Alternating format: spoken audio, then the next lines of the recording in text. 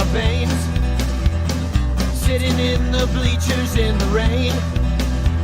We've shed a million tears and drank as many old-style beers out at the game. Let's go, Cubby, Son Ranto. Michael Cotton. Son Ranto. Michael Cotton. Son Ranto and the lovable Lucy. Lucho Scali. Son Ranto. Michael.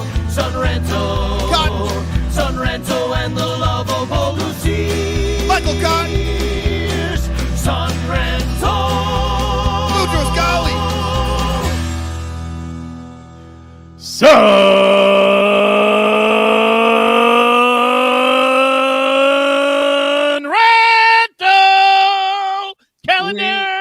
We've got the calendars, my friend, and I'm gonna send them to your home. No, in the mail.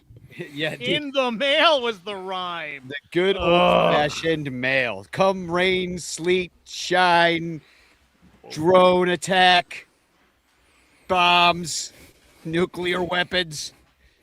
They deliver the mail. Pony Ice gunfire. gunfire, pepper spray, drunk guy in the alley. They're there for you. Zip tie handcuffs. Mustard gas. Yes. I Agent just want to throw that in because I was learning about Grover Cleveland Alexander today. And did you know that he was in mustard gas? Wait. Was he in World War One? Yeah. Wait, no. He was in it? Like he was affected by it. I don't look. Lyle, it was 100 years ago. I don't know. Was he cremated and he is one of the ingredients in mustard gas? You said he's in mustard gas, and I'm really confused. How is he in it? Yeah, he's a solid, and that is a gas, right? I mean, that doesn't work. Does yeah. it? You're the scientist. I don't know, man. Whenever he was in World War One, he actually got, and I don't know how to say it. Like, do you get attacked by gas? Exposed, I guess. You get gassed, baby. He was gassed by the gas? Yeah, and I mean, Lyle, if anybody would know about exposing, that would be you. Oh. He also knows about gas. And exploding gas. Let's come on. Let's be serious here. Well, welcome to the Son Ranto Show. It's brought to you by the Bleacher Bunch on the Fans First Podcast Network, and also, especially, in fact, by our 92 paid Patreon supporters. We have many more Patreon supporters than that. Only 92 of us give us at least $1 a month. You can come give us $1 a month and join our Discord where all sorts of action will be happening and is happening. Anyway, that's at patreon.com/Bleacher Bunch. But I would like to especially thank our super duper ranters. They are known as Bernie Barron, Blake Beard, and the also alliterative Brandon Olderback. Yeah, thank you for all our B's. I mean, I think it's obviously it's like the coolest people have BB names. I think that's what I'm finding out. Well, I richest personally people do not have a BB name, and so everyone knows I'm not cool. Well, that's also why you don't support us on Patreon. That's true. Also, we're brought to you by In the Clutch shirts and Matt Kammerer's incredible permanent paintings, which hang over our shoulders. Well, what's hanging over your shoulder? It looks like a bathrobe. Is that Cumstradamus's bathrobe, or is that a nightgown? He was here. He was here. Well, why isn't he wearing that? And what is he wearing now? He's you know that pose Donald Trump laying in his bathrobe on the bed? Oh God, no. Cumstradamus looks like that right now in my bed, but no bathrobe. You know what I mean? Oh no. Talk about mustard gas. Same hair. I know. God, it smells like mustard gas. It's like Agent Orange mustard gas. Hashtag chance in the chat. All the cool kids are doing it, especially Mr. Fourth Row, who wins the chance all the time. Maybe because he's first in there. Dominic Galoro also is coming to the show. Rain, sleet, shine, because he's a mailman. That's why I'm bringing that up. If you didn't know. So thanks for being here, guys. And we've got a great show. We're going to talk. There's actually pitchers and catchers. They happened. There are dudes stretching out slowly. Stretching them hammies. Laying in the grass. There are people in the hot Tea time springs at 1. right now. In the hot tub, tea time after lunch. I mean, when you think about this time of year and you think about your love of baseball and just all the players that have come through your life, do you think about like particular players this time of year, like just some of like the older players when they just really didn't seem like they wanted to be there, but they just be there, like, you know, like Rod Beck living in his goddamn camper, and like he literally was doing stretches one day. He was doing like the high toe kicks, but he really wasn't. And he had a beer in his hand. I'm just like, this is fine. This is great. Well, like, you reminded me, we could start with this. I have it in the script to talk about Nick Castellanos, speaking of a beer in his hand, not invited to Phillies spring training. And apparently part of the problems that they had last year was that he came on the bench and drank a beer after he got pulled from a game and he felt like the coach was too stringent with the rules. So as a way to show him that they needed to loosen up a little bit, he brought a beer out into the dugout in the middle of a game. And yeah. Oh, I love it. Yeah. Actually, through this is one of our TFCs for the night, but we'll look at it right now. There, yeah. And here's why it's a TFC. This is an ESPN post. It's a story from ESPN, and it starts, Phillies release Castellanos, who admits bringing beer in dugout. Who did Nick Castellanos piss off at ESPN that they're like, you know what, fuck this guy. I'm going to write a headline and post it for the entire world to see, highlighting that he brought beer into the dugout. Like, he's just trying to, like, screw this guy out of getting another job, right? I know. Ty Cobb brought a bag full of hearts of his enemies into the dugout, and nobody wrote fucking anything about that. Well, and the real reason Nick Castellanos was released by the Phillies is not because of the beer, too. It's because he had a 88 OPS plus last year, Right. And he had a 694 OPS, and he was a negative WAR player, and he's only 33 years old, so he might have more in the tank. And the moment he was released, and this is why this is a Cubs-related story, it's that I'm getting text from Kerry Meyer, so we're going to get Nick the Stick. You know, everybody wants him because of the 2 months. 2 months the man was a Cub. 2 months, like 5 years ago. Did we even make the playoffs? Beloved. I don't think we did. Beloved. Yeah. Cub for life. Cub for life. And then Lyle, right before the show, Lyle, bring up what you were bringing up. We're trying to start the show, and Lyle's like trying to have a conversation that is literally a ranter conversation. Pound for pound, do you think Nick is like one of the most important? Do you think percentage-wise he has given more content time to the Sun Ranto show, including Danny, you know, tweeting and Facebook messaging and whatnot, between the Tom Brenneman love messages, and this, like, I mean, he and when he was on the team, everybody just loved him. Nick the Stick, there you go. You know what I mean? Like, he also, I think Nick was released for this reason and drinking beer and not being very good last year. Here are the 5 teams who could really use him, and the Cubs were one of the 5, I think, that I saw. Cubs and Red Sox. That's the Cubs have not really built their bench. I don't think they know what they're going to do. I mean, do they like Alcantara? But Nick the Stick, 4th outfielder, kind of. He's not known for his glove. We certainly have better options in the field. You're not going to DH him, so he's going to be like basically this year's Justin Turner, except for 6 years younger, and maybe with a undeserved belovedness from Cub fans because he liked us singing "Go Cubs Go," which is really all that he ever did here. It was like, and he was the guy we added. He was the guy that we added to try to win that year. It didn't work out, and Nick the Stick will forever be known as like the guy who liked hearing "Go Cubs Go." 3 catchers in a mascot type player. You know, I mean, just that's what the Cubs need. They need the guy who's gonna like bring the team together, the locker room guy, the glue guy, and they need 3 catchers. So, but you know what though? Look, bring him in. I'm with you, Danny. I totally think you're right that it's kind of insane that everybody's so excited over the 2 months that we had him when, you know, and you're like, oh, well, he's not that great in the outfield. Here's the well hidden secret. Nobody gives a shit if you're any good in the outfield. Like seriously, nobody fucking cares. You can be great in the outfield. Cares. You can be great in the outfield, but if you don't hit the damn ball, nobody cares. Like they will just.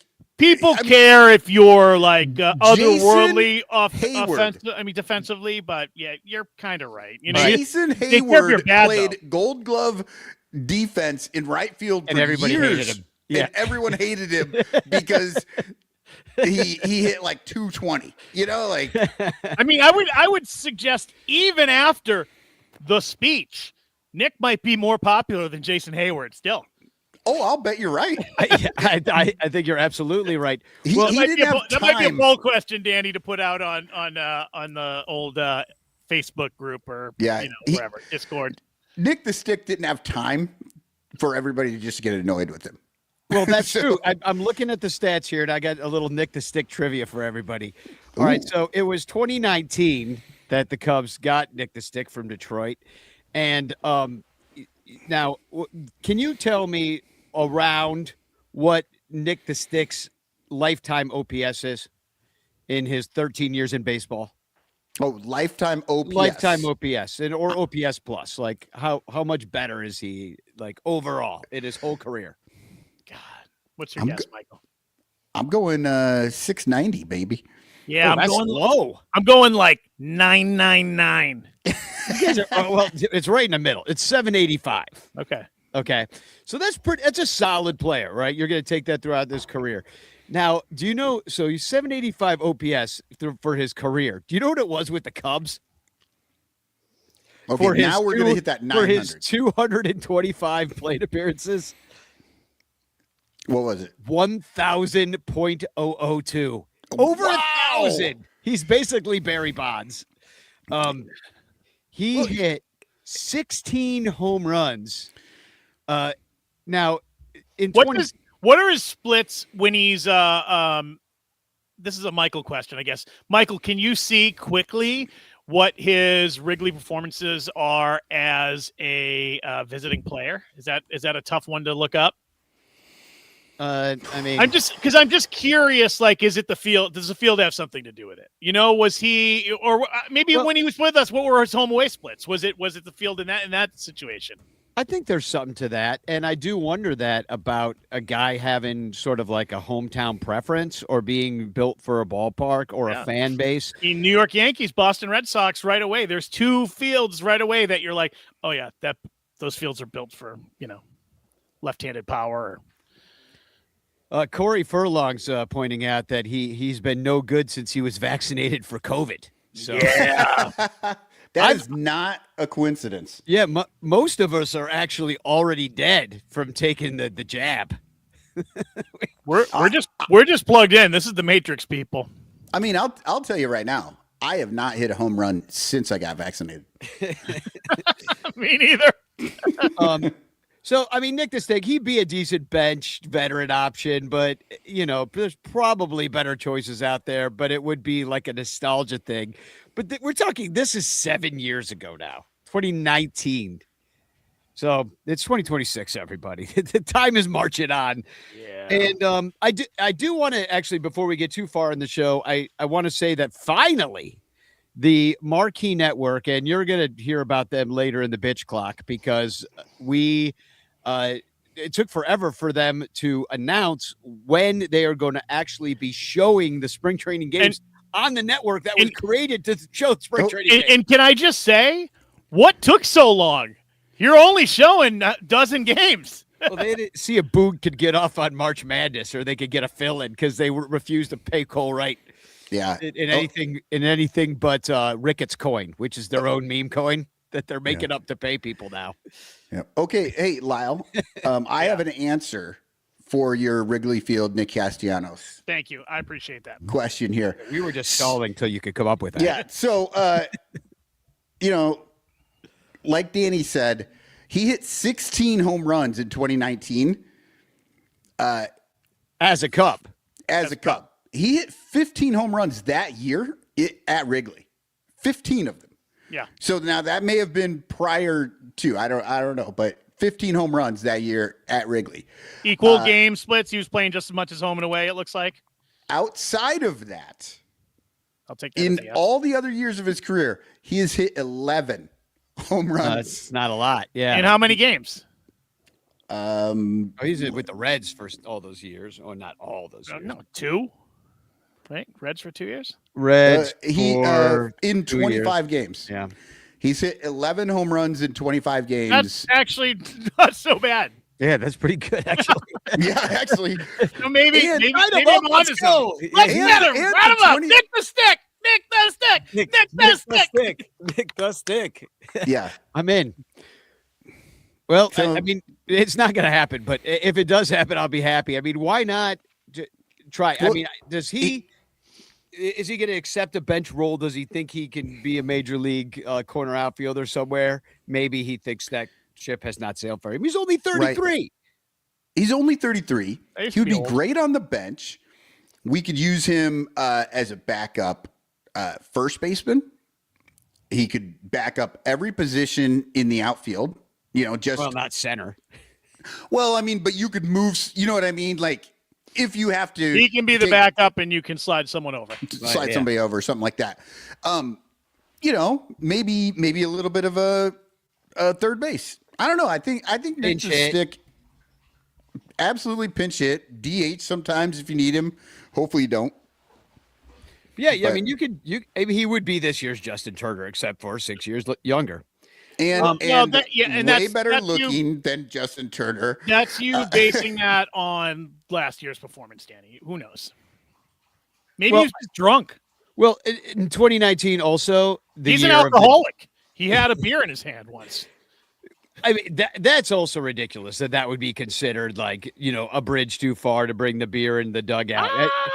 I think more of what it was. Michael, Jim Leland walk into your office at work with a can of beer in Lyle, the middle of a meeting. I don't know if you realize, but I am in my office, I know. my work With a office can of right beer. now, and I Beer. do have a beer. So, Yeah. it's not going to matter for me here. But no, I think it's more that he was talking shit to the I think that's it, to too. the He showed him manager. up. Yeah. It's not Yeah. that he had a beer. It's that he was telling the manager to, take the stick out of your ass. Who was Yeah. the manager? Why am I forgetting the manager of the Phillies last year? It was Rob Thompson. Yeah. Yeah, It was- because Nick Castellanos. He acknowledged that he was benched for bringing the beer, and he also wrote a note. I don't know if you saw this about the Miami incident. I don't know why he felt the need to do this, but he said he brought a Presidente into the dugout, which, I appreciate that too, because he's down in Miami. You can't get Presidente everywhere. Down in Miami, it's everywhere, though. It's a Dominican beer, and it's great. But it realized that it was not conducive to us winning. Shout out to our teammates for taking the beer out of my hands before I could take a sip. I appreciate you guys. So it's just kind of like, I agree. Like he was not hitting well, and he was kind of an asshole. And so now there's like, we're done with you, Nick. And he probably thought everything was okay too, because his coach wasn't he formerly the singer of Matchbox 20, right? I was just Rob gonna say Thomas. that. I was just going to say that. Like, yeah, Lyle. that guy probably drugs and broads and there was all kinds of shit happening around there. Yeah, So it the- seems like it should have been such a big deal. The reason I didn't know that was the manager of the Phillies is because I didn't realize he had quit Matchbox 20. Right. I mean, that's Yeah. exactly it. I think The he was other doing thing- both, double dipping. He was doing The other shows thing I at the bars love- after the games. The other thing I love about that picture, Danny, that's not AI. There's no large language models. That man wrote that shit out. Very nice handwriting, by the way. He wrote that out in pen. Very In pen. Only very made a couple male, mistakes. very male handwriting. Yeah, and can I Couldn't just take the say- time to rewrite it. Can you post that back up there, Danny? I already erased it. Oh, did Rob Jesus Thompson Christ. force him to write a letter to his teammates? Like when I- you were in grade school. Well, you had not to, only did he do that, he had to write on the chalkboard 100 times, "I will not bring beer into the dugout again. I will not bring beer into the dugout again 100 times. I hope I'm that's a sorry, new but Simpsons. we needed a guy bringing a beer into the dugout. I mean, and that would be, once again, Justin Turner, fake nutsack. That is the intangible. He won and he was terrible. He was terrible. I mean, he was good against left-handed pitching. Yeah. Definitely No, he did his. He was good, better Nope. than anybody else we had who was coming off the bench. So, and He was worse than the guy he was replacing. Well, Michael Bush, you mean? Yeah. Well, that's gonna. So it doesn't matter. Well, that's going to keep happening. If we get Nick the Stick, Michael Bush will sit, and there will be Nick the Stick. But at least we'll enjoy Nick the Stick maybe a little bit more. Justin Turner can hand off the fake nutsack, and we'll be good. But I want to share a link. Can I ask one more question, Danny? Pound for pound, again, percentage-wise, how much content do you think he adds to the Sun Ranto conversation compared to any other player? Is he a top 5 conversation piece? We've already talked about him too much tonight. I know, but it's been forever. Who do we talk about more? Addison Russell? Like who gets more time? Javi? Like, I don't know. There's no player that's available right now that the Cubs could sign that would be better for the Sun Ranto show. I agree. Because, I mean, can you think of a lesser player that's taking I up so much of our time? I can think of one. Who? Trevor Bauer. Oh, they go get him, and they're like, you know what? He's been gone long enough. And Ricketts is like, he's time. He's turning into the Kapnick of baseball, though. You're like, how old is he now? I swear to God, he's there. People still every year they're like, I don't know, Kapnick's still out there, and they're not going to get him. I'm like, he's almost 50. People, stop! It's never happening. Now it's too late. It just the window's closed. And I disagree, Danny. I think if they were to go to get a John dipshit Rocker. like a dipshit like Bauer, I don't think that would add anything. Also in the news. I don't think that would add anything to our show. We wouldn't talk as much about him because we hate him and he's a shitty human. We want a guy. We're Cubs fans are desperate for any guy to fucking cheer for. Like, we've got PCA. Like, we're excited. He's good. Like, he's an exciting player, and he's got a great, like, attitude and personality. They don't have anybody else. Like, they don't have any other. Shota, I would put out there. I love Shota too, but he's just not as out there. Yeah, he's the only pitches once every 5 days. Yeah. Yeah, you don't see him every day. All right, so now I'm definitely moving on because once again, Nick Castellanos is totally taking over our show. And you know what that means? Someone just died. Oh shit. Or got fired. Something real bad. You saw now. all the AI death shit that was happening we were talking about on the last show. Billy Williams died on the show. Pig hat guy. Well, no, I know, but right after I got off, I went on and Fergie had posted, I'm alive. I don't know why people keep posting that I'm dead. And I was like, Danny, you fake AI killed Fergie. And I don't know. Yeah. Do you think James Vanderbeek's death prompted them to release this information today? Did James Vanderbeek really die? He did. Why the long face, James Vanderbeek? Too soon? Well, he's dead. Okay. Yeah, he's not happy about he's it. dead. No, he He's did die. He's sad about being dead. Yeah, he actually died from cancer. 48. Bum cancer. Fucking, it's gonna get you, dude. That sucks. That's man. the same cancer that got everyone. All the young woman. people get it now. Yeah. No, the you know, that woman who the SCTV comedian woman who was on Waiting for Guffman and Best in Show. Oh yeah. Catherine O'Hara. Catherine O'Hara. Yeah. Sorry, I couldn't. She was in her 70s, but still. Yeah. Right, but no, she also had bum cancer. Colorectal.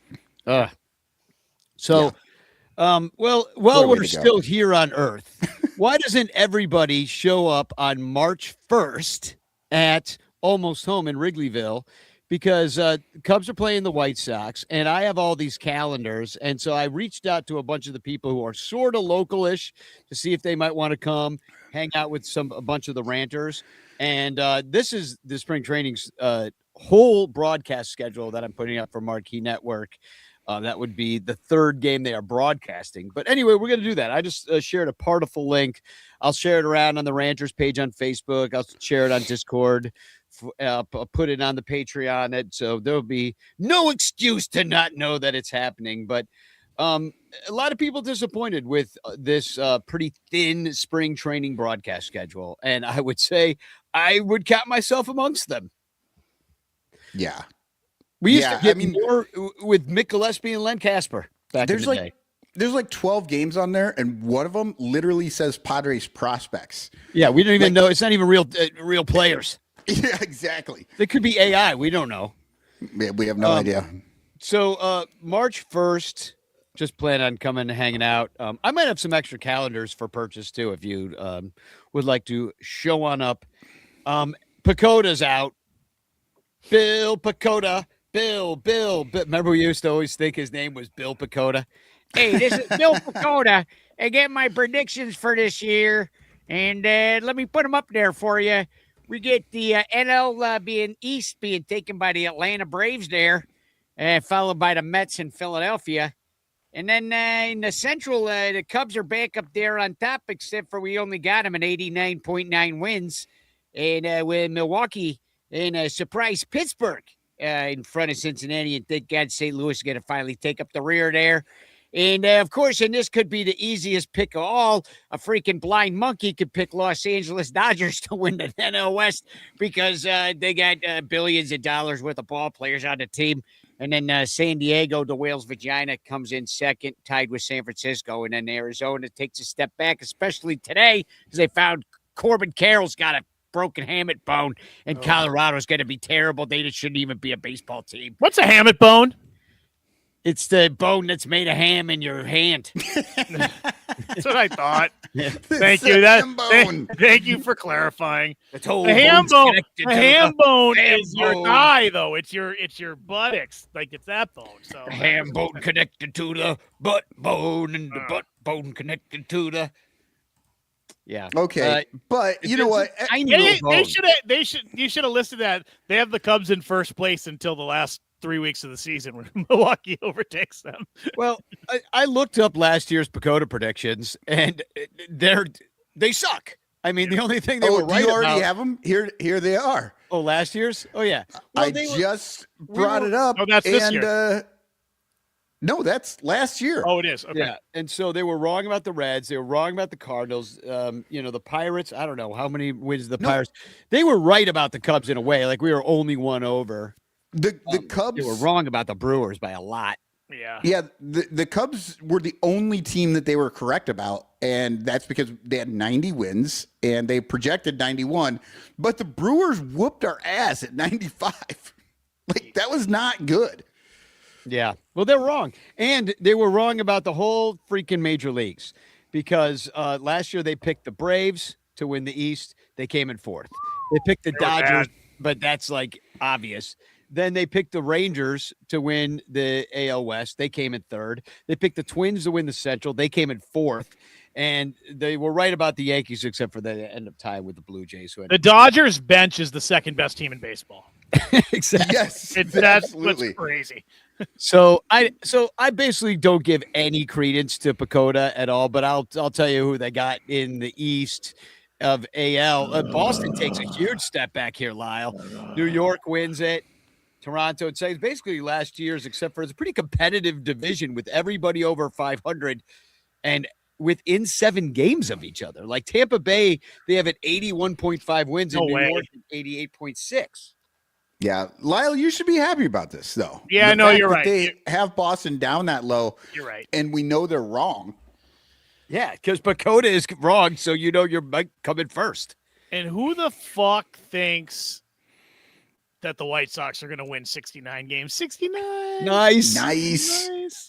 Actually, that's the one projection that they actually didn't run any fucking formula for. Yeah.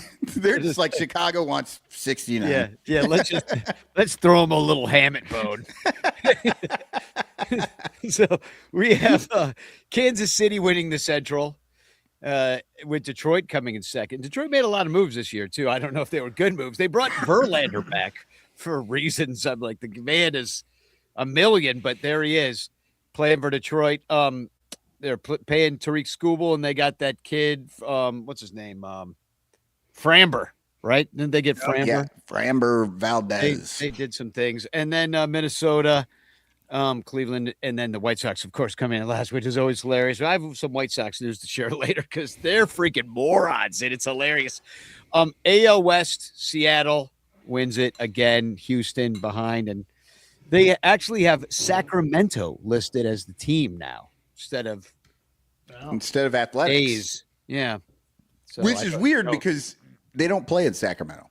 They play in West Sacramento, as we learned in that one series last year where they ad nauseum said West Sacramento. And technically, are they still, I guess they're just homeless, but they're still, I mean, are they the Vegas team yet, but without a home?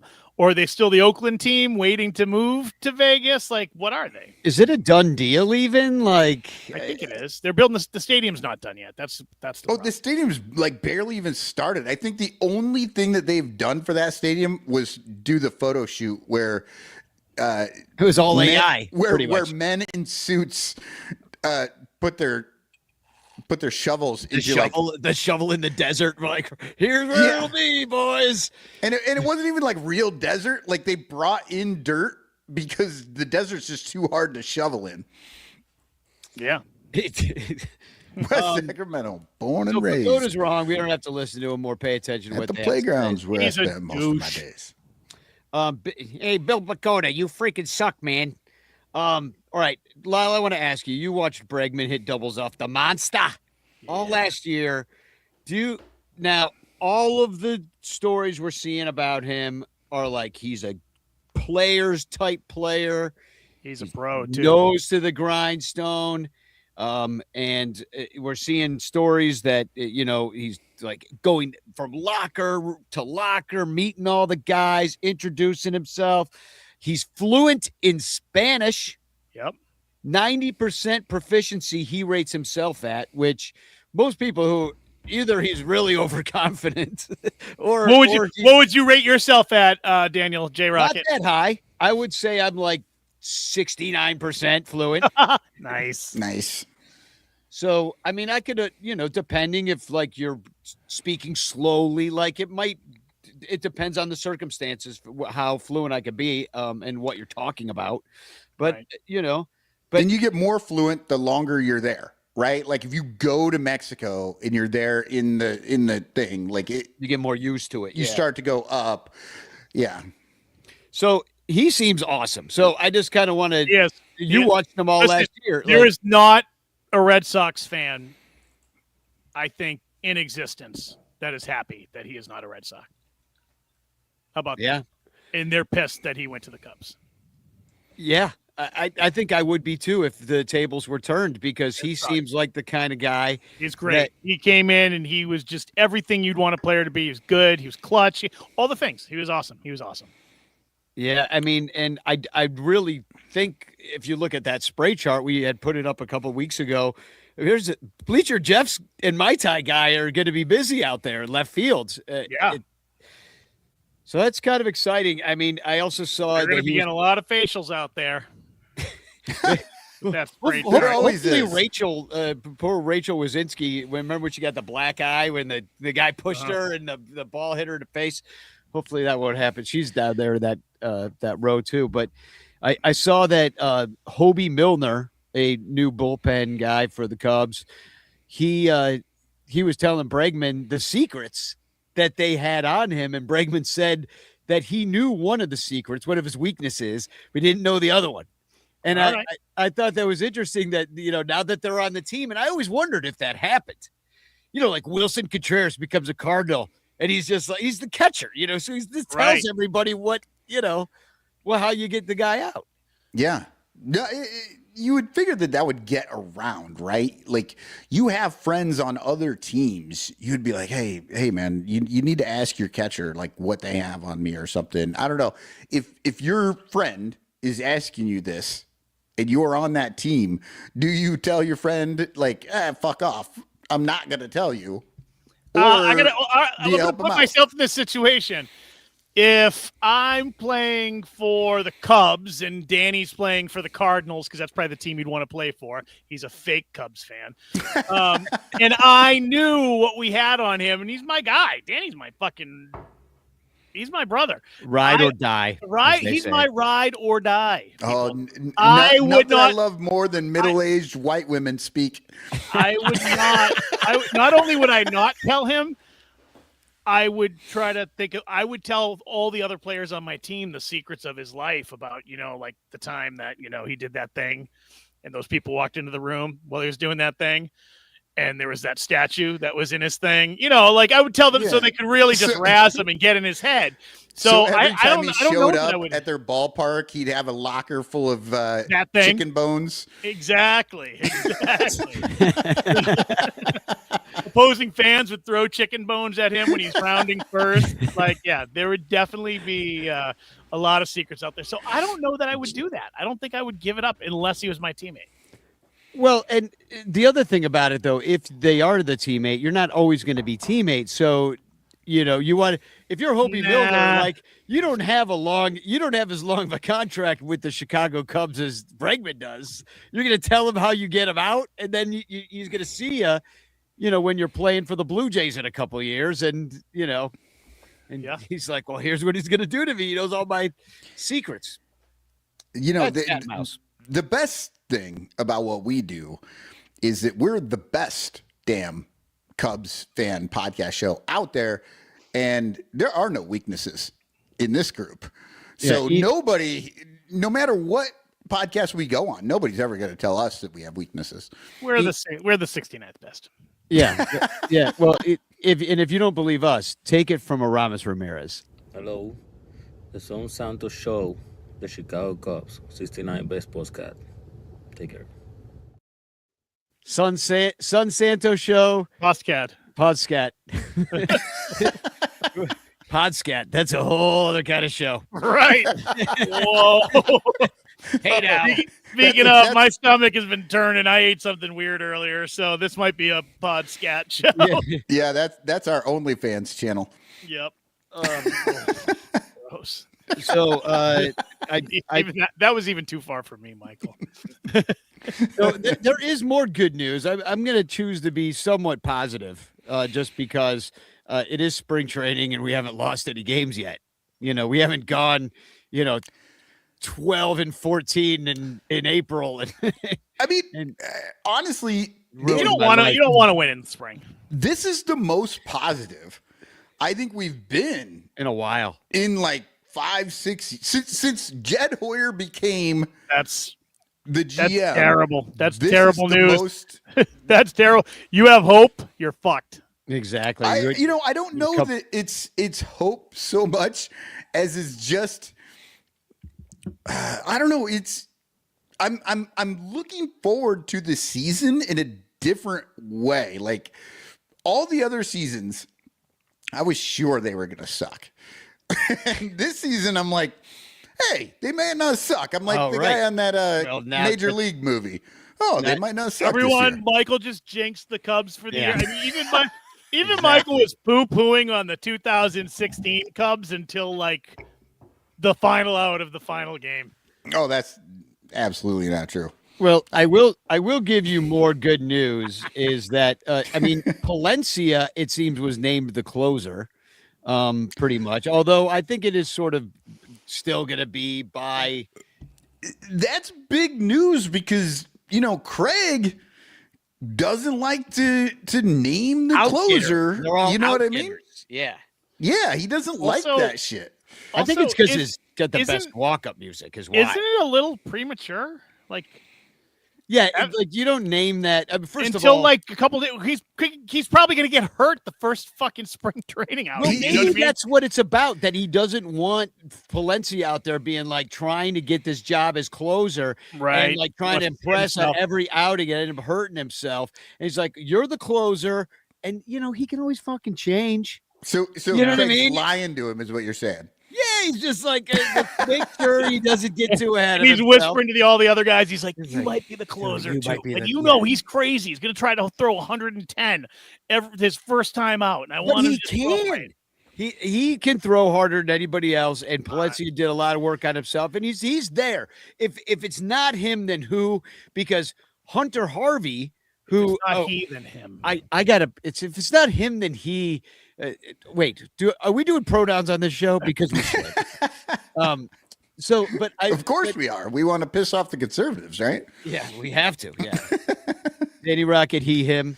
But I love this, and I shout out to Brett Taylor at Bleacher Nation for this headline about Hunter Harvey. All the alliteration in the world. Love it. The hopes are very high for Hunter Harvey if the Cubs can help him stay healthy. Nice job. And look at him. Look at him with that catfish hunter mustache and that freaking relief pitcher mullet. I love him. I love him. I am the opposite. Just looking at that picture makes me want to punch him in the face. You want to fight him. His balls itch so bad. You know he's got jock itch from not wearing shower shoes. You know it. It just climbed right up his legs. Right up his legs. I up his think Danny's breaking news that Hunter Harvey has balls that hang to the floor. No. His third shower shoe fell off, people. Yeah. So anyway, I like the bullpen. Our bullpen is awesome. But I will say that I will couch my optimism in the fact that Hunter Harvey is often injured. And I'm not just talking about the fungus on his nuts. Hunter Harvey has a fungus among us. Hankering for harm to himself. A hanker for a hunk of H's in there. It's like the fucking 10th time that's come up in the last 2 weeks. Are you a man of a certain age that every time he wants cheese, he gets a song from the 80s is stuck in his head? Yes. Hanker for a hunk of cheese. By the way, you ever see those Schoolhouse I want a Jello pudding pop right now. But have you ever seen the Schoolhouse Rock band perform live? No, but I want to now. They exist. Go watch on YouTube. They look nothing like you think. They are animated? Don't look at it. It's gonna ruin it for you. In fact, you're not gonna like it. You'll be like, oh, now I got that guy in my head. They all have catfish hunter fucking mustaches and it's worse. reliever haircuts. They're old and gross. Yeah. Is that we're gonna end the show with one of those? So, we always end up the show old and gross, don't we? So we started that way. The last thing I want to bring up on this end of the show before we go to a break is that, and it's pretty serious, I think, is that there were visa issues, which this is not the time to be having visa issues in this country. I would disagree, Danny. This is exactly the time to have visa issues because the reason we're having visa issues with anybody is because it's this time. These fucking assholes. Yeah. Ricketts fucking pocketbook buddies. Exactly. And fucking Pete Ricketts, who voted for all this bullshit and supports the Cubs owner supports all this bullshit. So this sucks. But Assad had a visa issue, but he made it to camp today. Ballesteros and Betancourt were delayed as well. They're expected shortly. I mean, this has happened before, but the alarm bells go off at a point like this because I immediately start thinking about all of the foreign-born players. I looked it up. It's 25% of the major leagues were born in another country. Right. The guy for the Giants, who I cannot remember right now, Korean, I believe. Yeah, couldn't get in. Got held. Delayed.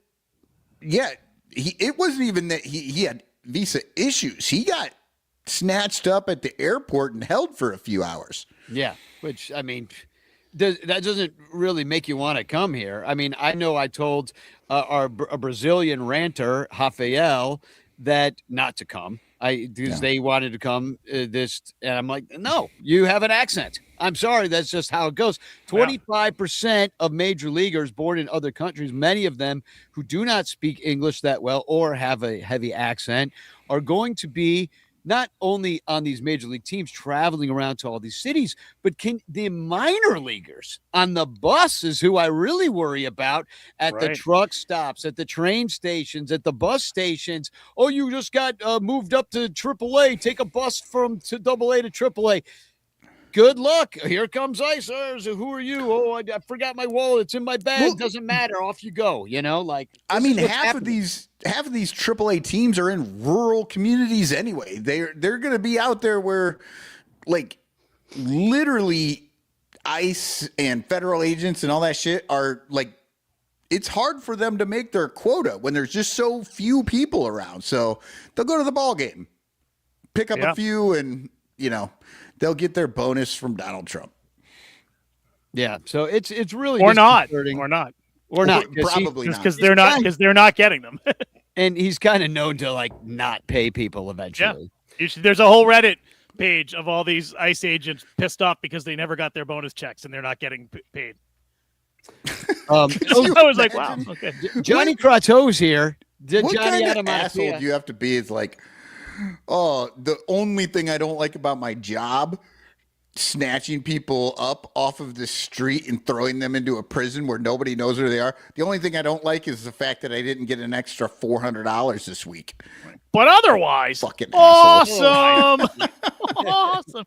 No, because they actually, it's real money, Michael, because they were all supposed to get $50,000 signing bonuses, and a lot of people haven't gotten them yet. Yeah, well, you have to work a certain amount. But it's past it. It's past the time though. The Dodgers lawyers put that shit together. They'll make that money over the next 40 years. Andy Wells is still waiting for his $2,000 Doge check, I believe. Yeah, and there's some other checks too. We're all owed some money somewhere down the line. I don't know.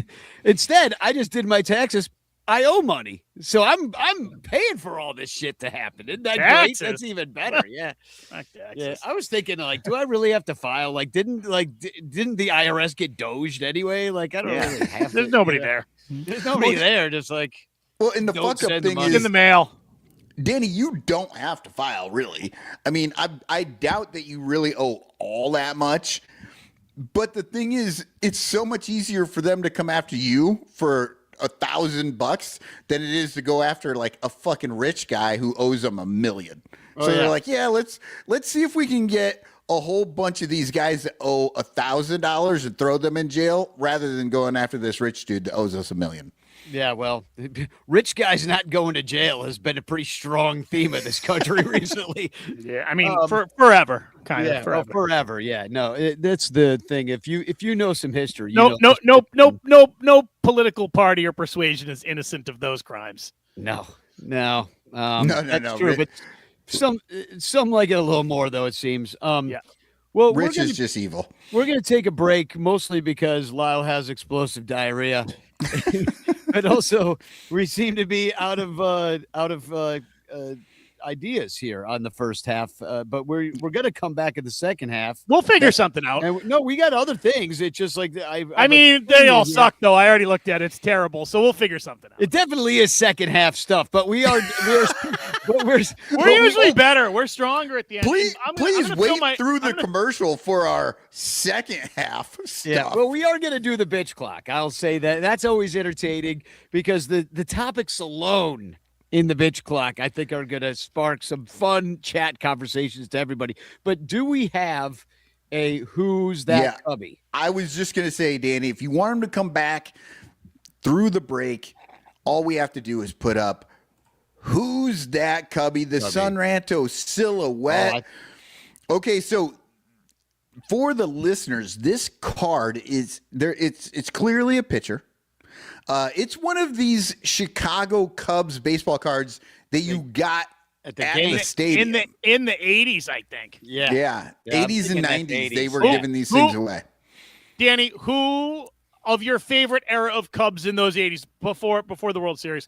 Who is your favorite, like, whitest white guy pitcher for the Cubs? Like, who is the corniest white guy? Because that's what that looks like. That is a very Caucasian throwing. Oh my God! It might not be, but it seems to. You are nailing it right now. Yeah, this is maybe the corniest looking dude I've ever seen pitch. I can tell just by the way he throws. I loved Mitch Williams, but that is not Mitch Williams. Because if that was Mitch Williams, his silhouette would be laying on the ground. And I did Mitch Williams a while back, and he literally is laying on the ground. Yeah, and I'm talking square. Right? Like everyone loves Greg Maddux, but what a square. Yeah, you know what I mean. So he's kind of a dork. Yeah. That's what I mean. Scott Sanderson. How's that? Okay. All right. Oh, All right. yeah. Let's take a break. Okay. Well, just for the listeners, if you want to play along, I'll help you out. It is a right-handed pitcher. Duh. The number, they printed the number right here on the card, 48. So these are some Just guess. things, because this is not a guy that you're just going to get, And the other clue is that Mo Baller is not the first baller we've ever had on this team. Oh, all right. That's a good. All right. Well, we'll be back in 2 minutes and 36 seconds. Please subscribe to us at patreon.com/bleacherbunch. It's only $1 and you get to hang out with us in real life. All right. All right. We'll be right back. The Bleacher Bunch brings you great shows like Sun Ranto, Cubs PS Plus, Bricks Behind the Ivy, Cuppa Cubby Blue, and Baseball Rabbit Hole. But you could be getting so much more when you subscribe to our Patreon page for as little as $1 a month at patreon.com/bleacherbunch. Get access to our exclusive daily show Cubs Pod, where we recap every single game. Plus, be the first to hear Cubs music, get early access to events, and receive an invitation to join our Discord Cubs community, where fans just like you show up every day to rant and rave about our beloved boys in blue. Most importantly, 10% of your Patreon pledge will go directly to help the Lost Boys Youth Baseball program. So join us. There are perks at every level, like the Renter Calendar, absolutely free, and name recognition for you or your business. We are independent Cubs podcasters, and we need your support.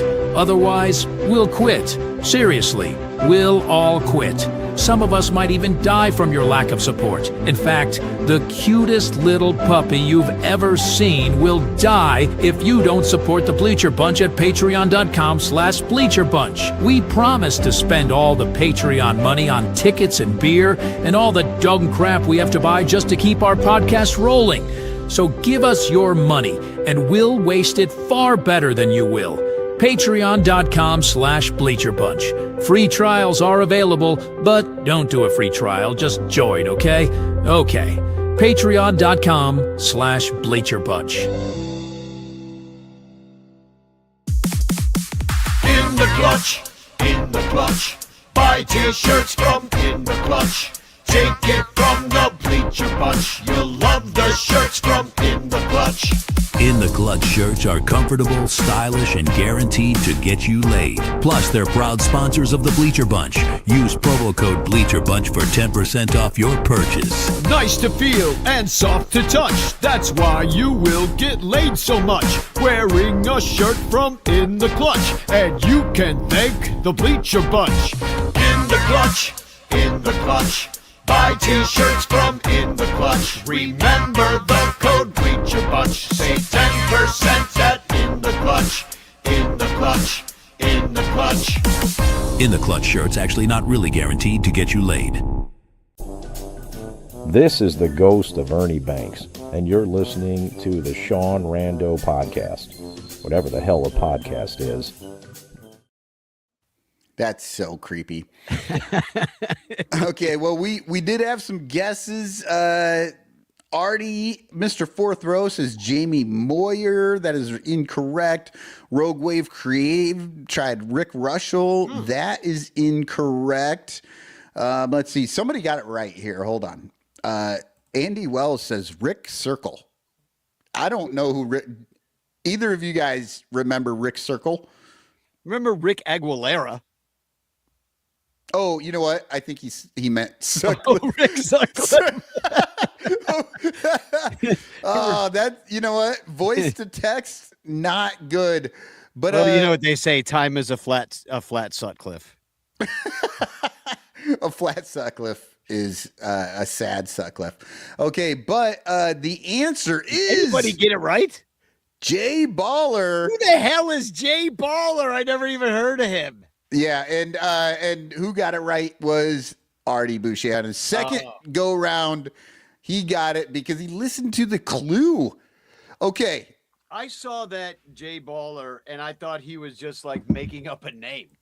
Like I saw that in the chat, and I was like, "That's not real. That's not a real guy. Look at him. What Oh is my wrong God. with him?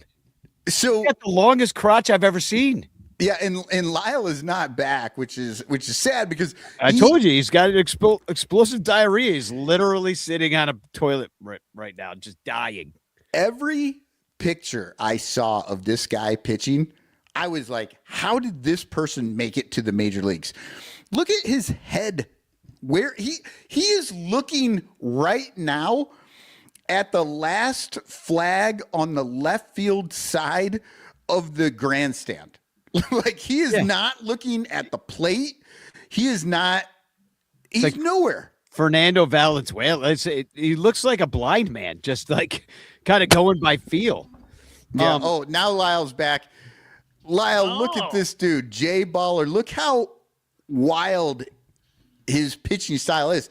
He's not even compared looking... to like the shadow made it look very not that, but you're right. I think when I was walking up the stairs, I heard Danny say Fernando Valenzuela, and he is, because you remember Fernando would be looking at the sky when he'd get ready to release the ball, and you're like, oh my God, it must have been horrifying to hit against that guy. I'm looking at Jay Baller's stats here. He spent 3 years with the Cubs. I do not remember this dude at all.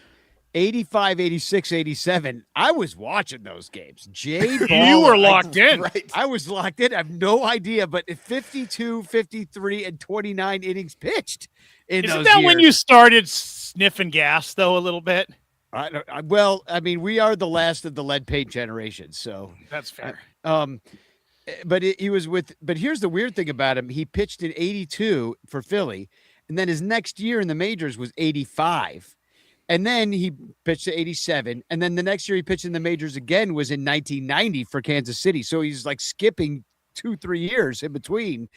And then what was he doing in between? Was he pitching in the minors, or was he like in a Mexican prison or selling cocaine for what is he doing? He was in Mexico. So, but I don't think he was in prison. He was in the Mexican League. Okay. But it might have been the Penal League for all I know. He also went to Japan. So Jay Baller with a long baseball career. Look at the end of this windup right here. Oh my God!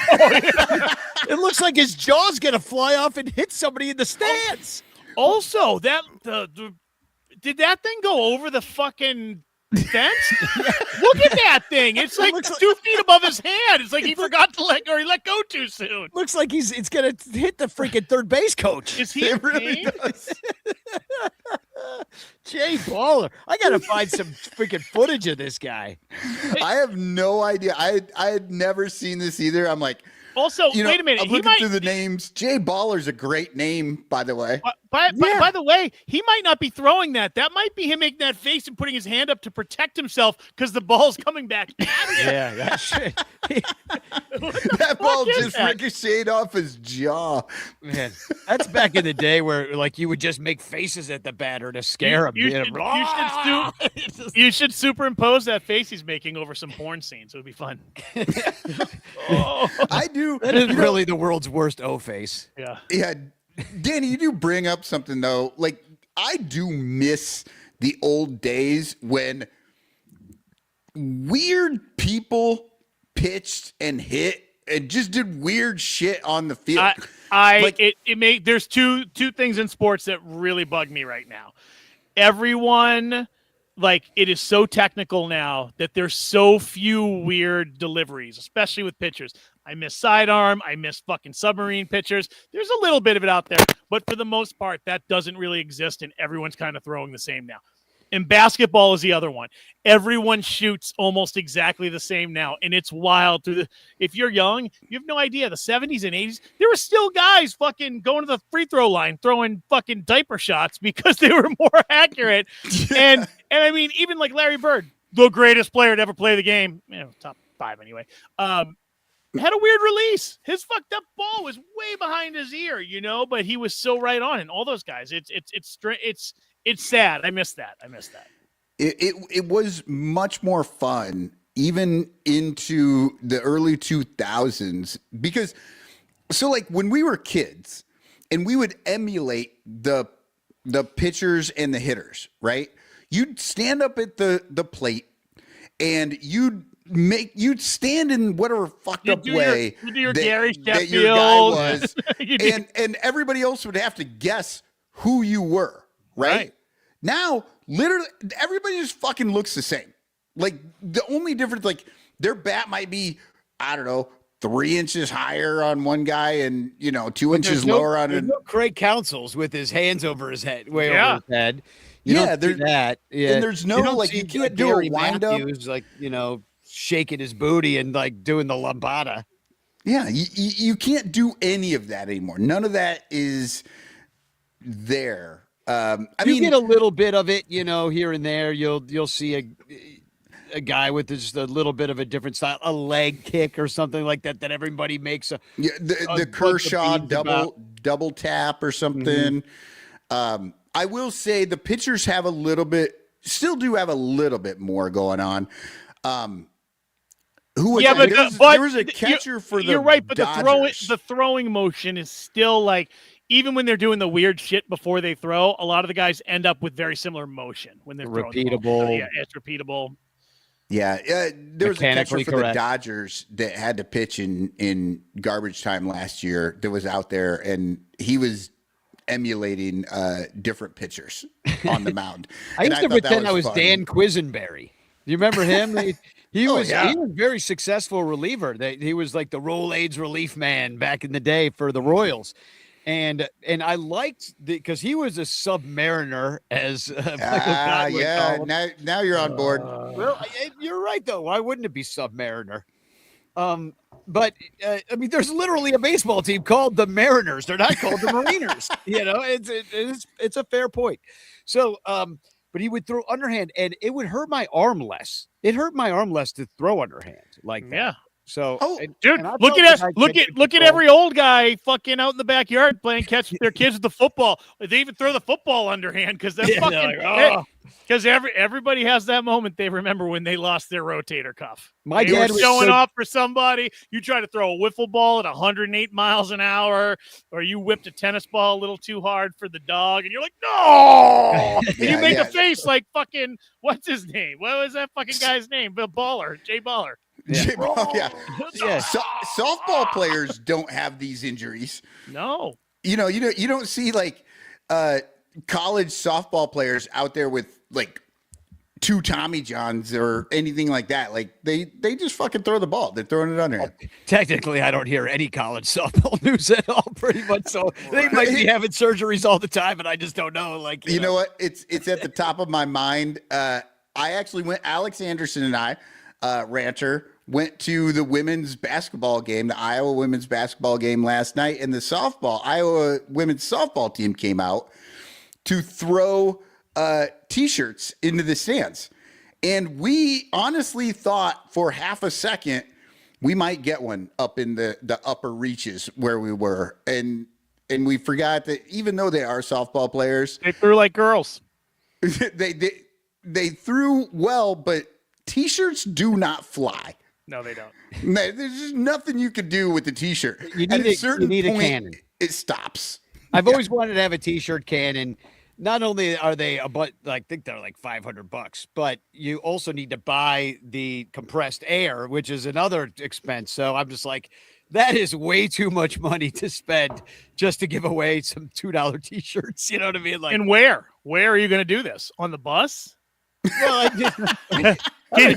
that's gonna hurt. That's close range. Go in your around living Wrigley. room. Go on your living room. Maybe around Wrigley. I'll shoot him into the stadium. Danny's at the next ice protest. You might get arrested. Yeah, Danny's at the next ice protest, just handing out T-shirts. Yeah, for boof. Who needs a T-shirt? So, tomorrow is, 2 days from now is Valentine's Day. I don't really celebrate too many Hallmark holidays, but the Cubs do. And they put out, I don't know if you saw this. You are a married man, my friend, and you should just try to make a little effort. Whether you believe it or not, whether you like it or not, I made pierogi. Just fucking try. Oh, no. We'll have a very beautiful day at rehearsal together. Oh, yeah. But the Cubs, they put out a few prototypes. I got my hands on these. I got my hands on a few Valentines, and I got my hands on these early. The worst part about the Cubs putting out is that nobody pays less for you to put out more. Right. So that's their slogan this year. We pay less, you put out more. So Michael Bush, here's his Valentine he's putting out. It says, "I want to hit that Michael Bush." Ooh, Wow! I like that. Wow! Cubs getting a little randy. Hey, it's hard to stay in the news cycle these days, so you just got to really get out there. So I like that one. But you know what, though? That's a card for a very, a specific subset of the men out there, because there's a lot of men who don't want to hit the Michael Bush at all. Not Gen X. Gen X is. Yeah, they grew up with it. Yeah, they're not all the happy dads with going to first magazines, base and getting some Bush. You'd see a naked one, you'd be like, "What the fuck? What's wrong with it? Is she sick? Does she have cancer? Did she have Bush chemo?" Moving on. We've just made the Epstein list. No, Sammy Sosa. No. We already went over this last week about how I'm 2 degrees of separation from Jeffrey Epstein.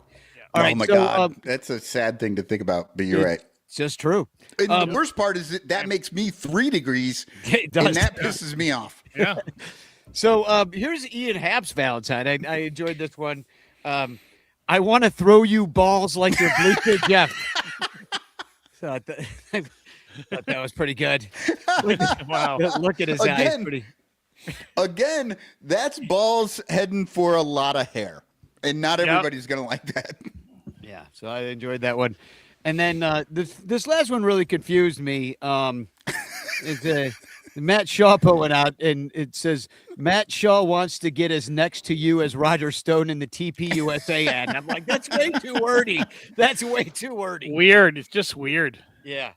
It is. It will not fit on the candy heart, so I don't think we could use it. And frankly, nothing says "I hate you" more than Roger Stone on a Valentine. I thought you would have went. Matt Shaw wants you to take your shot like Charlie Kirk did. Oh, see, you should write these. You should write these. Yeah, that's a really good one, Lyle. You know what? Now you're on the Epstein list. Yeah. Or the different list.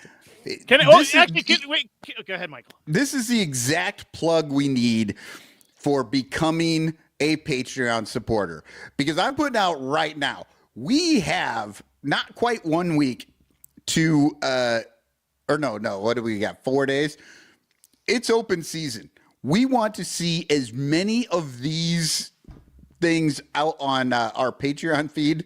We want to see everybody's ideas for Valentine's cards. No, listen, become a Patreon supporter, or up your Patreon support, and Danny will let me know, and I will make a personalized raunchy Valentine for you, and me and Danny will get it to you. Yeah, we are about to have a lot of fun on the Discord. It'll be worse than the one I just said. I'm telling you, I wanted to make more of these. Like, I had one that it was Seiya Suzuki that I wanted it to say, "I want to Seiya naked," and nice. It wouldn't do it. And then I was like, okay, I want to Seiya in my bed. Wouldn't do that. Then I was like, okay, I want to Seiya in my dreams. Then it was like copyright issue. So it like got wise to me that of what I was up to, and ChatGPT, it foiled me. So I went to my work ChatGPT, which they pay for, and I was like, well, this isn't that bad. I won't get in trouble if I do say a Suzuki thing on here. It's not too dirty. Yeah. And it wouldn't do it on there either. Huh. Well, that's the thing about AI that people don't realize. Everything has bias to it, no matter what. And AI has a very male-centric bias. And when you start trying to write a Valentine about talking, that male-centric AI is like, no, we don't do talking around here. You're not saying nothing. We are not talking. Can I just because Danny brought up the Epstein list because he can't stop thinking about it. Waiting for those pages. All this redacted material, right? My question is going to go somewhere, but I had a first question. Is all this redacted material, there's all these like black rectangles, right? Redacting things.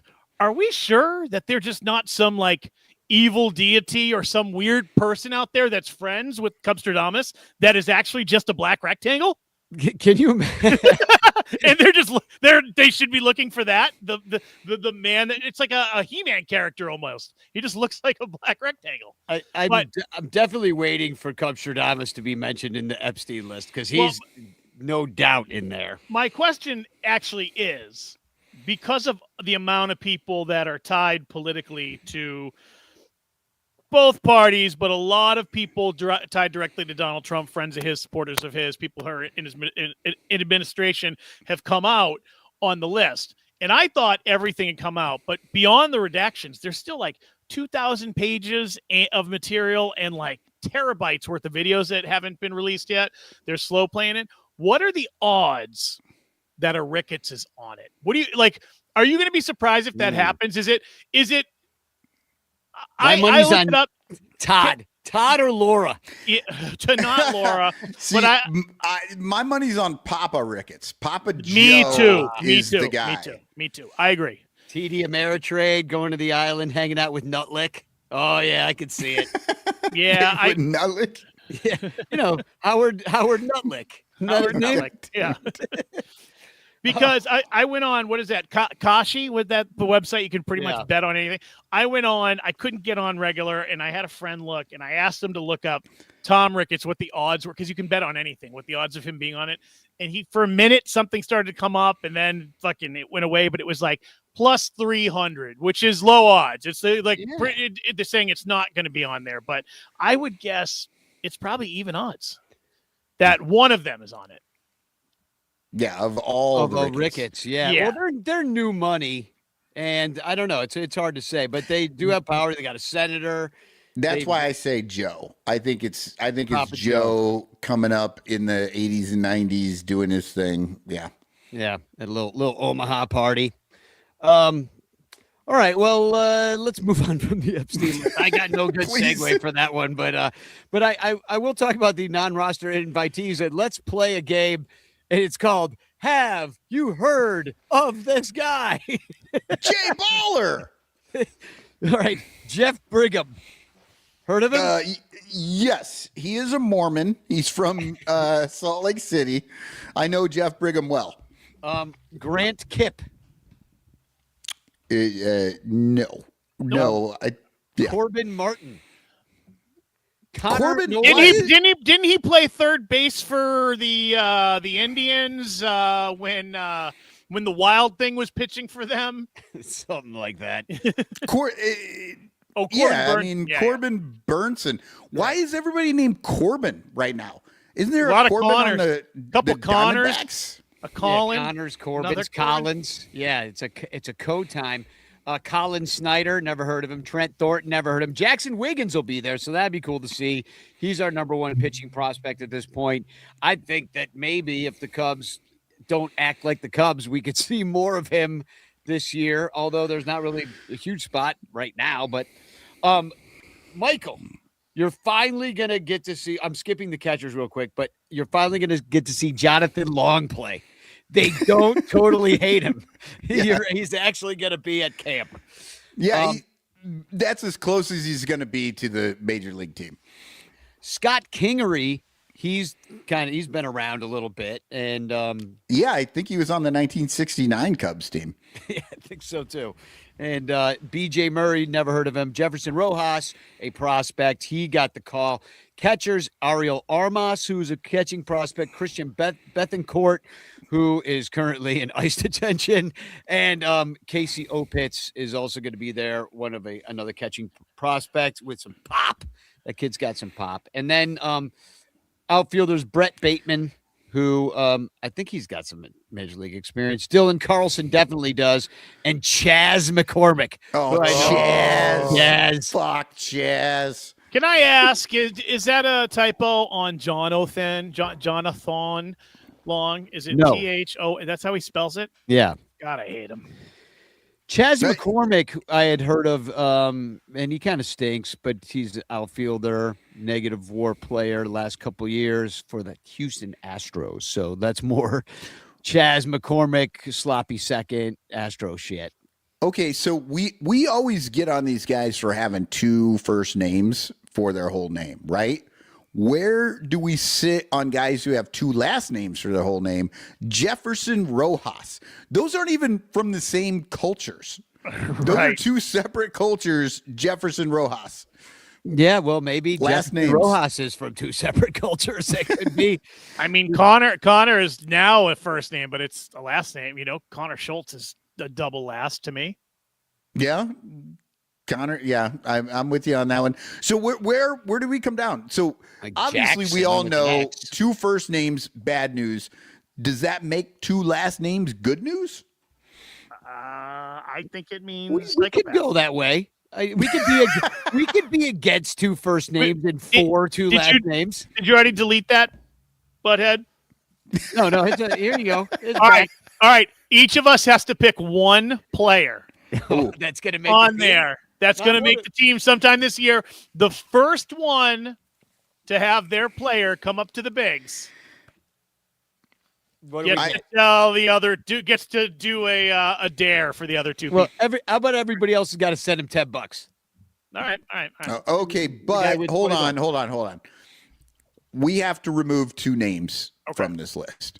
Jackson Wiggins is like literally their top prospect, and everyone expects him to be up there. So like that's fair. That's betting on him, that's not fair. And Christian Bethancourt has already played for the Cubs and has been on major league rosters. I'm saying we got to take him out. Everyone else, those guys are just like, who knows? Those were my top two picks. Now I'm fucked. Exactly, because it's the only ones that could. I mean, the team is full. I mean, and Christian Bethancourt would be there if there was an injury or they carried a third catcher. That would be the only reason he would even be there. But it doesn't matter because he's going to be in Guantanamo Bay till June. But anybody else, I mean, that's why I'm saying like Dylan Carlson might maybe be my pick. Chas McCormick might be my pick as like the poor man's Nick Castellanos, you know. Who's your pick? In the comments, Danny, it's you go. You pick. Well, that's those are you pick one. I'm going Chas McCormick just because I hate him. Okay. Michael, who do you want? Oh, you know what? I'm always betting on the religious, the mythology, all of it. So Jeff Brigham. We're going with Jeff Brigham Young. All right. Danny, will you put a note in somewhere so we can have this for down the road? I'm gonna take Trent Thornton. Okay, so we got Trent. Ooh, I was looking at Trent Thornton too. I don't know whether those are last names or first names. Thornton is clearly a last name, but Trent, I don't know. Trent, I don't like that name. It just makes me angry to see it written. Connor Collins. Well, what was the name we didn't like before? Oh, Brent, because we couldn't tell if it was Brent or Brett. Right. Oh yeah. Yeah. Are you just like Brett with a stuffy nose, Brent? Oh, I hate when people say Brett, but they can't pronounce Brett and they say Brent all the time. God, my name's Brent. Do you have sinus issues or is your name Brett? Work with me here, people. Work with me here. I need some pronunciation without nasality. Okay. So somebody call Pat Hughes. We need to find out what your fucking name is. Yeah. Well, I want to see how many times how many different ways a guy can say Alcantara or Alcantara on one broadcast. Yeah, it's insane how many times we hear Well, and the problem is there's multiple Alcantaras out there in the league and they all do it different. It's almost like they got together at like a family reunion and they're like, okay, this is what we're going to do. Yeah. We'll fuck with all these freaking gringos. With all these gringos. Yeah. Yep. All right. Let's talk about a little bit about how the Red Sox, the lovable Lou Sears' favorite team, made a trade with the Devil Magic Brewers that is going to, and this is not the only trade that the Brewers have made. They've made a couple of trades, and this is one of them. They traded away Caleb Durbin. That's a good thing for us because Caleb Durbin is. I was happy to get him. Yeah, sure. And now this is from Baseball Trade Values. I want to shout them out because it will become relevant later when I want to piss off Michael Cotton. So the Red Sox acquired the Red Sox acquired third baseman Caleb Durbin, $21.3 million surplus trade value. And utility players Andrew Monasterio, $3.7 million. This is their value on Baseball Trade Values. Anthony Siegler, $0.2 million. Okay, so Caleb a Durbin doesn't make that much money. They're just saying that's what he's worth. Yeah, exactly. So because he's a young guy, he's still under control.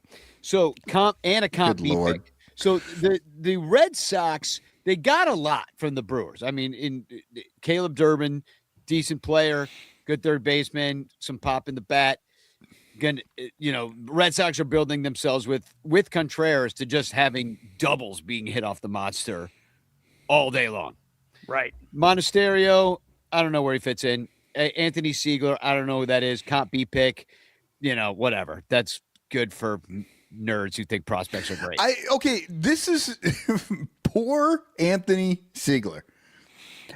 Can you be disrespected more than being listed as only worth $2.3 million less than a comp B pick? Yeah. Not even a real person, just a random general future human that might come to the team. His grandma's going to call Rob Manfred. He was like, what is the meaning of this? What the fuck?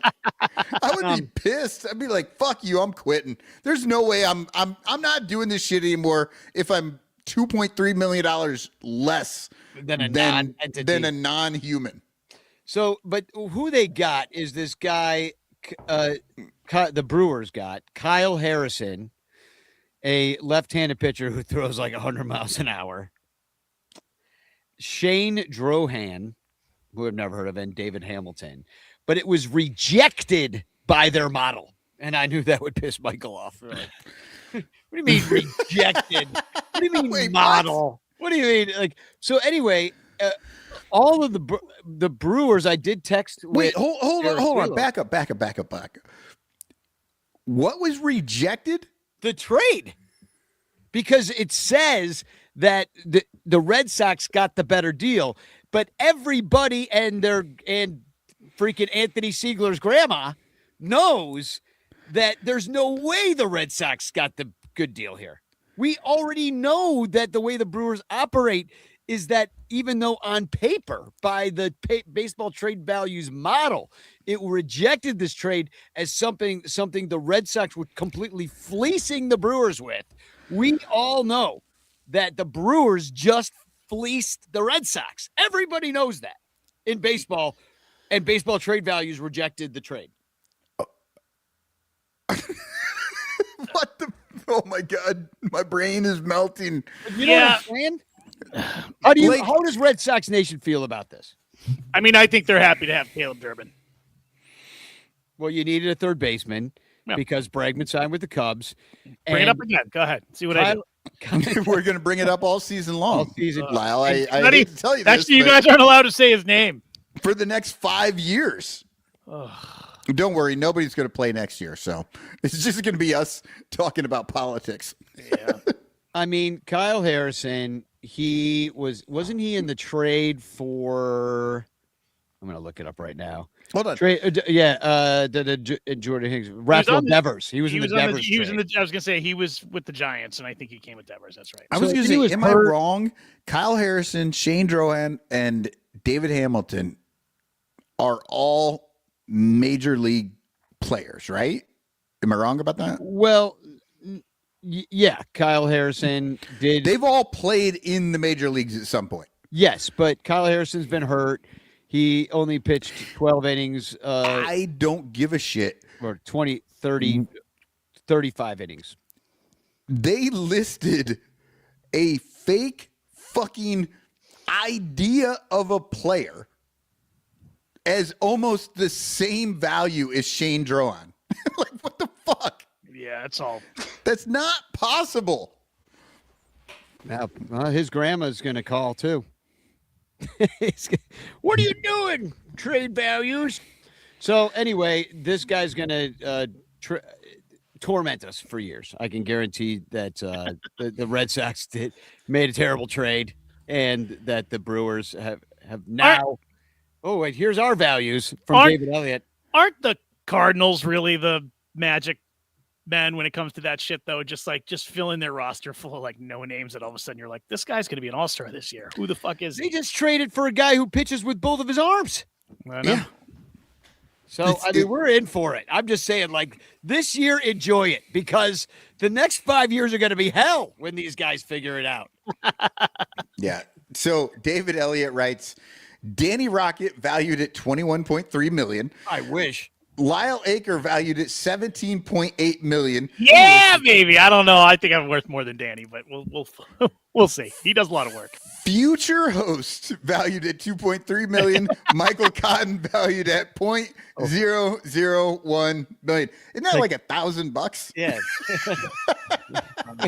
I don't know. I was You know told what, there'd be though? no math. I'll take the actual $1,000 over any of your valuations. Yeah, over any of our fake trade value valuations. So that's some Brewers devil magic that they're concocting. But the other freaking weird ass shit that they did is basically traffic children to their baseball organization, because I saw this. The Milwaukee Brewers have formally withdrawn a previously agreed $1 million pre-agreement with a 13-year-old I'm going to say that again, international shortstop prospect. Wait, at 13, is anybody really international? Yeah, you got a citizenship, and no, but at 13, you're generally just in one nation. You've not gone international. Not an international. Well, he is now, because the Brewers got their freaking hands on him. And so he's a prospect from the 2029 class, 13. After the player tested positive for a banned substance. Now, I don't know what the banned substance was. Hopefully it was just weed or something like that. But anyway, the prospect is affiliated with the Fortuna Academy. But I was like, what the fuck are we doing? Where is the Fortuna Academy? I'm going to look that up. I think it's probably in the Dominican Republic. Yeah. Because there's a place called Fortuna. How much is your childhood worth?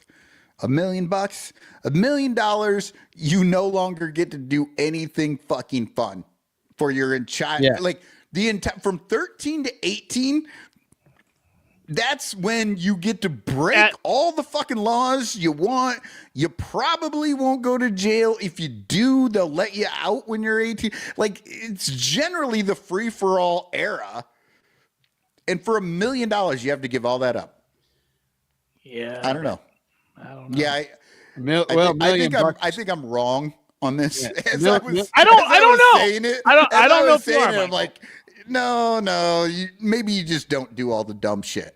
Yeah, I would listen, if I could have gotten $1 million at age 13 to I don't know, not do some of the things I did, I would have certainly done here's that. the problem. When you get $1 million at 13, you can now do all the things. Yeah. How many baseball cards, Big Macs, and Penthouse magazines can you buy for $1 million? And what's the ratio? Is it equal? Burgers, porn, and baseball cards? Well, I worked at Burger King, so I got those for free. And would you still work there if you had $1 million? Oh, of course not. If I had $1 million right now, I would stop doing everything. We'd never hear from you again. I would just sit in this chair and watch all the movies I always say I was going to watch. Yeah. So so fuck the Brewers for trafficking 13-year-olds.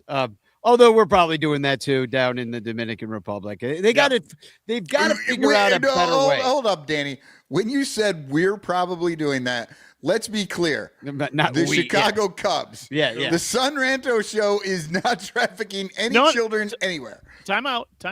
How old was your son the first time that we had him on the show? I don't know, but that doesn't count as trafficking. He was here. He was here at the house. Right. I made him. So he just was here. So just slave labor. Yeah, when Maybe we broke some child labor laws. had I sent him across state lines to your house, Lyle, Right. that would have been trafficking. Right. Okay. I understand now. So the other team I want to point out for sucking is the White Sox, which they did install bidets for this guy, Munetaka. What's his? I forget his last name, but something about his moon, and he needs to wash it with some cold water from the toilet. Yeah, he is called Munetaka. Yeah. So Murakami, that's his last. Munetaka Murakami. But the White Sox, because they're freaking morons and don't have anybody who wants to double check things that they're actually doing. They spelled his nameplate wrong on his locker, and they called him Munetaki Murakami. That's the least of the issues the White Sox have had this current week. That's what I'm starting with. Okay, good. That's just the start. They are a train wreck. Then fucking big train wreck. Yeah, you get Chris Getz, the GM of the White Sox, who they traded for a guy named Luis Angel Acuna. Yep. And he has referred to him as a switch hitter on 4 different taped and broadcasted times this offseason as Luis Angel Acuna being a switch hitter. He is not indeed a switch hitter. He is a right-handed hitter, and the GM of the team fucked that up and did not know.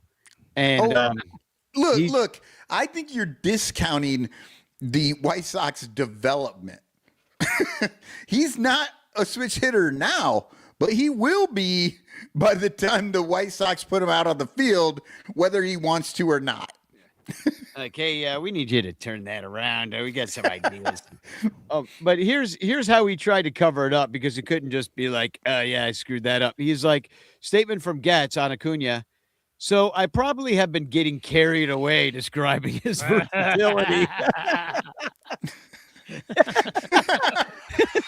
How embarrassing for you, Getz. Like, you made it worse. Because we were just like, oh, he fucked it up. Like, how many times have we fucked up on the show where we're like, well, he's a lefty, right? He's a lefty. Let me look that up. Oh, no, he's a lefty. I mean, and then we're just like, oh, I'm a fucking idiot. I didn't know. I forgot there's 1,000 players in the major leagues. I forgot the guy on another team's a lefty or righty. Nobody cares. Like, Lyle's left-handed. We never even bring it up. Why did you have to bring it up again, Danny? Every fucking time I talk to you. That's amazing, though. He's just like, I guess I was just getting too excited about his versatility. It went too far. Yeah, it went too far. He's switch hits. The guy, he used to work at a French chef kitchen with 5 stars. He misunderstood what he meant by "I'm a switch hitter." The man flew fighter jet in Nam. He's incredible. He thought he was talking about baseball. He was the prime minister of Borneo. It was him. This dude's name is Merkin as well. Yeah. Yeah. But the White Sox have lots of problems. You know, they've got broadcasters named I Merkin. love the idea that this dude is both Scott Merkin and Acuna are both in the closet, and Merkin just keeps letting it out of the bag, just not realizing what he's saying. So he goes on. Getz goes on. Getz is like, oh, you're bisexual. He's just, I understand. Even though he's just right-handed, we still love him. Yeah. But he's like, he's like laid it on so thick. He could play every position on the field. Why does it have to stop there? I called Luis Angel and told him that even though he's just right-handed, we still love him. Oh my God. That's so fucking funny. How embarrassing. I mean, I thought we had it bad. We do have it bad, but like not that bad. And on top of the White Sox, they have I think in major league sports, the worst ownership group. I don't think they're the worst in baseball, but you add the Bulls on top of it, which has been just a middling team forever, and they just got lucky with Michael Jordan, and they ended up being amazing. But they really they're a disaster. Yeah, they don't care. Don't the Rockies also own the I think they own a hockey team and a football team too, right? I don't know that. I don't know.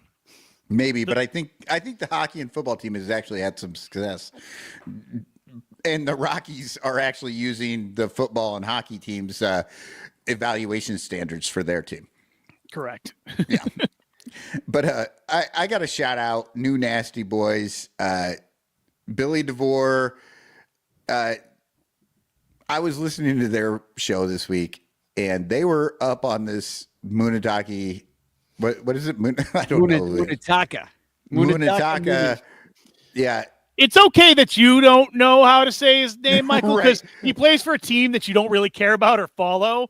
But when the organization itself and the guy responsible for knowing everyone's name spells it wrong, He still mixes up Pedro Strop and Marcus Stroman, and they're not Yeah, even I on do. the team for years. Yeah, but I don't write the checks in which they have to cash. Right. So Murakami is his name. Murakami. But the New Nasty Boys were talking about the bidet situation and the fact that he said, oh, well, the White Sox don't have bidets, so they're installing a bidet for him. And they were like, yeah, that's going to be 7 more wins. But then, of course, they went into the whole, like, it's Chicago. This bidet is going to be shooting old style up his ass. And I have to say, I was laughing my fucking ass off. And I was sad that we didn't get to those jokes first. But props to those guys for all the Chicago bidet jokes. Go listen to their podcast. You'll enjoy it. So, are you guys ready for some bitch clocking? Let's do. Yeah. We've been way too happy this whole fucking time. Danny gave me a Malort bidet when we were in Cincinnati, so more of a butt chug, but it was pleasurable. So let me get the video up here just so I'm ready to go with it, so you guys don't yell at me. Bitch clock. All right, there it is. All right, so you guys don't yell at me for not being prepared. But we do have a lot. So on the wheel of grievances this time. So let me go through some of these, and if there's anything that you want to stop on, maybe we'll get through the whole list, and then we'll come back. There are some repeats, of course. Yeah. Rogue Wave Creative real quick thinks the Rockies owners believe he also pwns the LA Rams. Well, we all pwn the LA Rams. Yep. So I'm going to populate see how many bitch clock topics there are here. So the first thing I saw, and this was on Twitter, is somebody said, I said, what are your Cub fans' complaints? And they said, not too many right now. And that's fair. That we've been very positive on the show. There's good reason. But then somebody feels like in kiss of death to me with some real shit. Acting mid-market. Magical thinking. God. Yes. Too many sketchy elbows. Okay. I could see that somebody looking into the future be like, I don't like these elbows in the bullpen. Yep. The 90s. I'm glad you kind of explained that elbows thing, because too many sketchy elbows really had me like confused is what they were talking about. Yeah, but you know what I mean now when you look at our bullpen. Yeah. And then the 90s, no closer. I think we have a closer, so we'll put that in. We'll keep that in there. Javi being suspended from the WBC for weed. Yes. Outrageous. So MLB, the MLB TV ESPN BS, which I don't know if you saw about that, but there's like now to get MLB TV, you need ESPN, but you can cancel it. It's a whole freaking nightmare. They're making it harder for people to consume the product is the short of that, in case you need more evidence that Rob Manfred hates baseball. Marquee not showing games. Hammett bones breaking. Chris Bryant, I guess that should be Chris Bryant on the IL again. Pete Prickett's defending pedos. That's damn. Yeah, fuck that guy. Beer and ticket prices, under 2-hour Son Ranto shows, the fact that Matt Shaw sucks, and that these are leftover. Boog being the #1 sports media power ranking announcer, fake Billy Williams death stories. I guess we could add Fergie to that.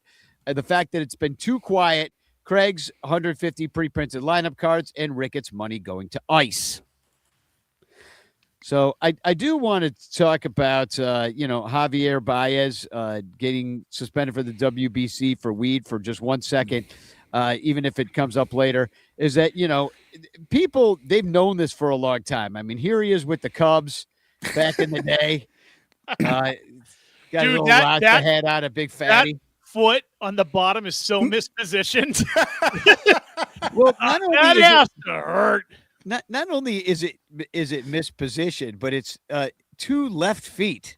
Right. No, left.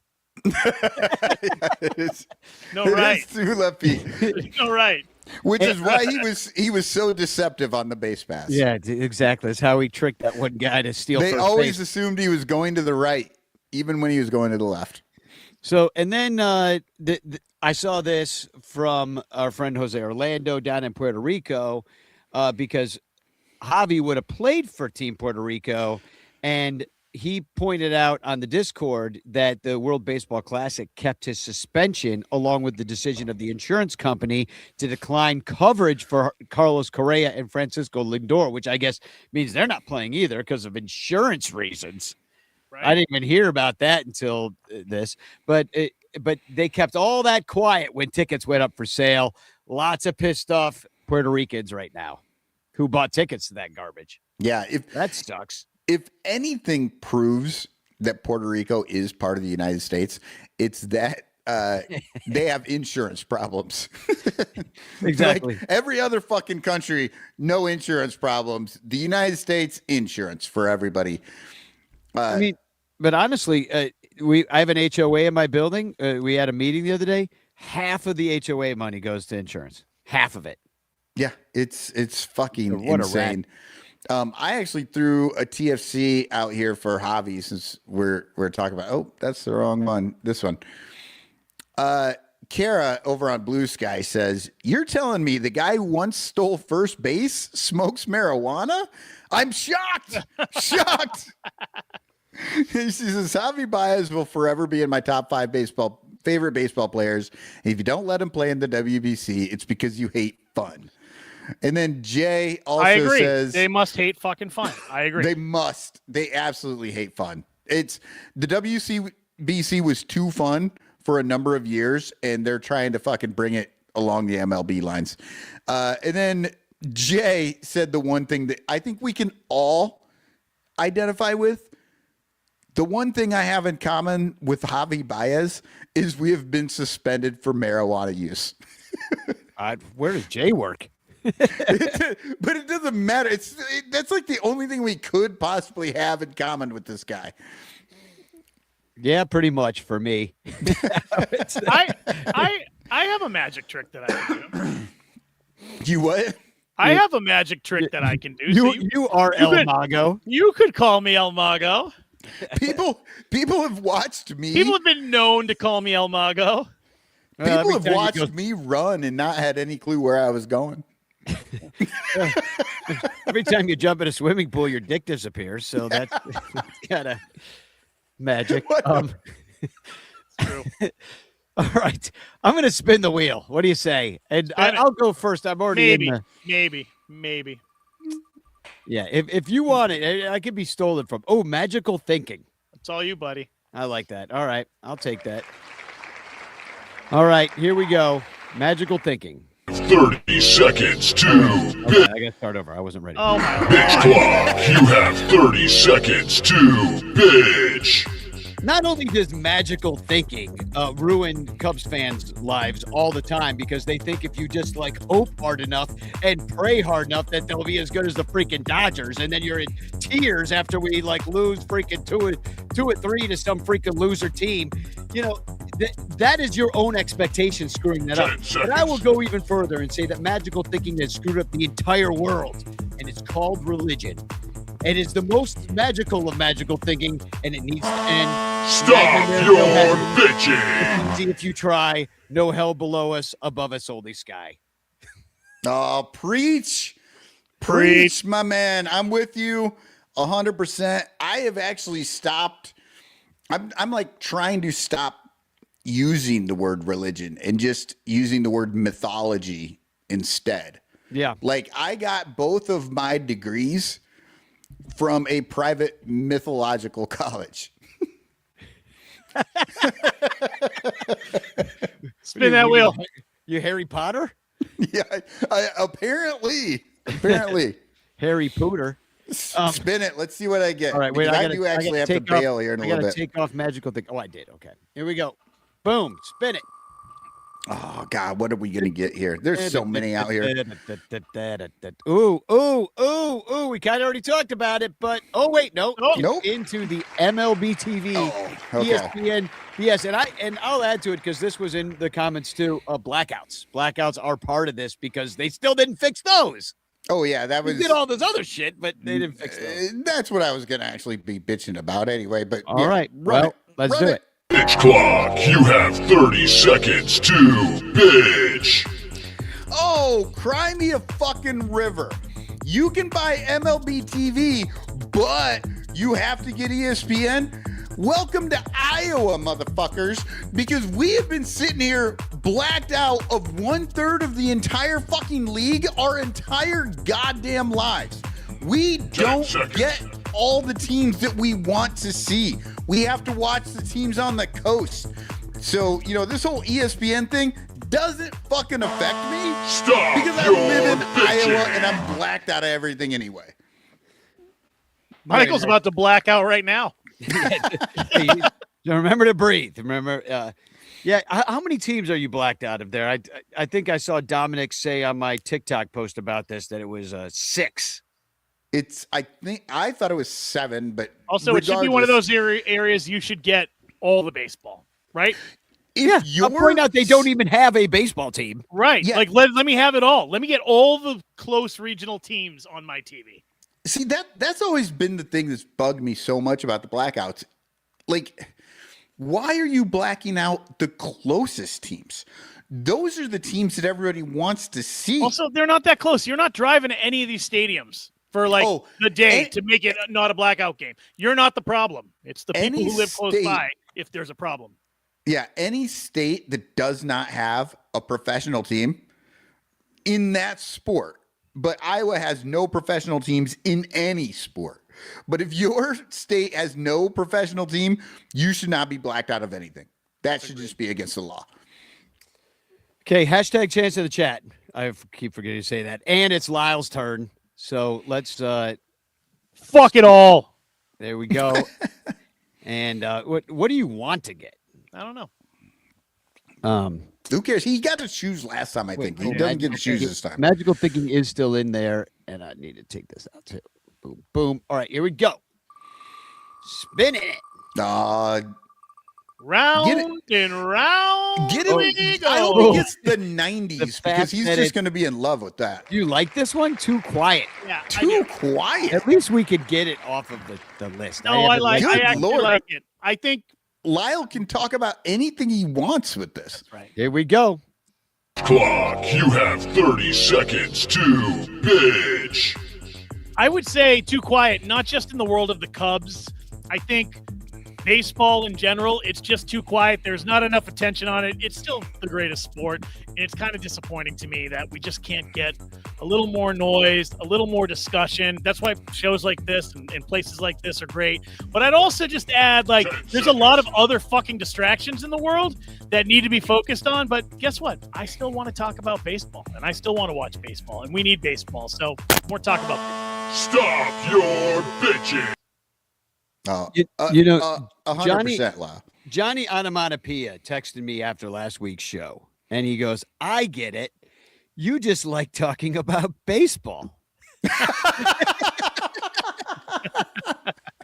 And I was like, that is really at the core. We just like talking about the Cubs, man. I don't know that we talked about baseball very much last week.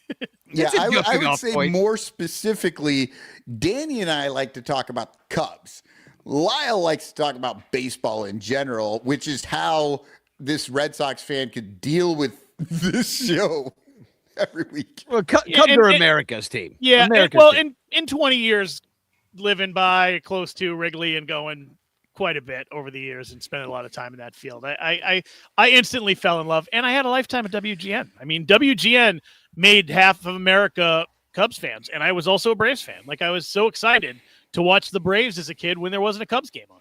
Plus, so you're saying blackouts work?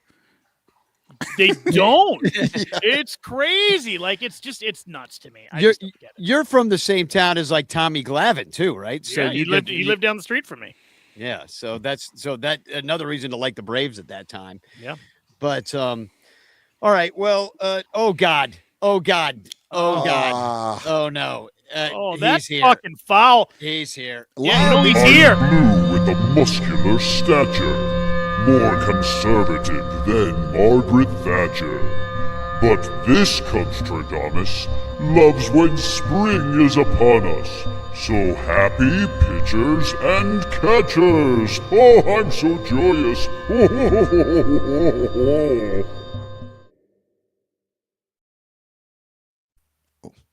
Is there just raw meat coming into that now?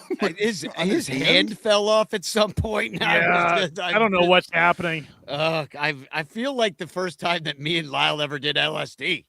I kind of feel the same as I did that day in New York. Except for that was enjoyable. Smells like New York too. Kinda. It was kind of enjoyable. He does smell like New York on a nice summer day. With a garbage strike. And he was actually kind of feeling positive, though. I'll say. I can't say the same for Cubes fan, who also sent in a little video that he wanted to share. I'm happy it's pitchers and catchers and spring training and everything, but seriously, if I wanted to watch guys stretch, I would actually go to the gym that I pay $25 a month for, you know?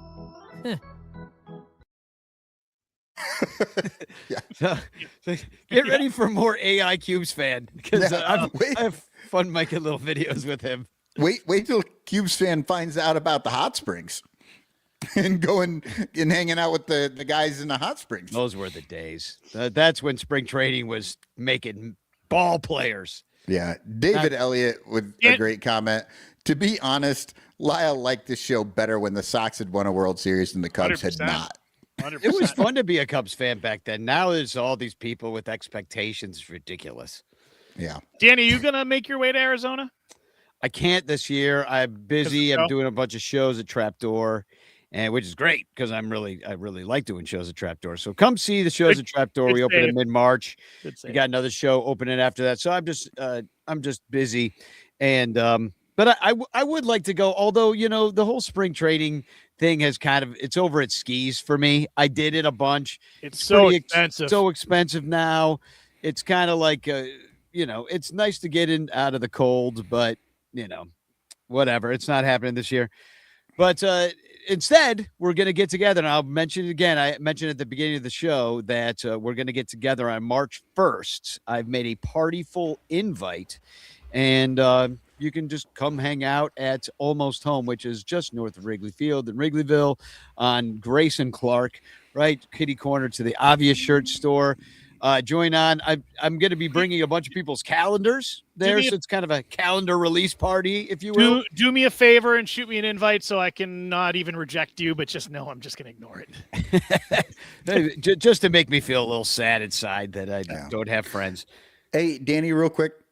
Since we're getting to the end of the show and you're going through all these things, I do have to get rolling here. I got to go pick Emily up from work.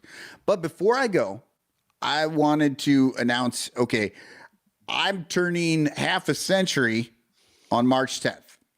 So from now until then, if anybody would like to join a little fundraiser for my radio station, KICI Radio 105.3 in Iowa City, we have zero money. We have no money ever for anything, and we need things.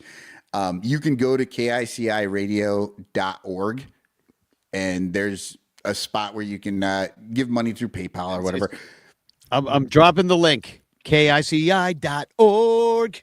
KICIradio.org. Nope. You just put the KIC in Iowa. Yeah, Danny, you put the wrong link in there. Oh no. It's KIC Radio WordPress. Oh, don't open that link, everyone. Oh no. Sorry. Oh no. No, it's Brave Trojan sites. horse. I actually took them off of WordPress because the reason we never updated the website is because nobody, like, WordPress is just kind of a pain in the ass. And so I made a Brave Sites. So if you go to the website, that I made that website for us, and I just posted that on there.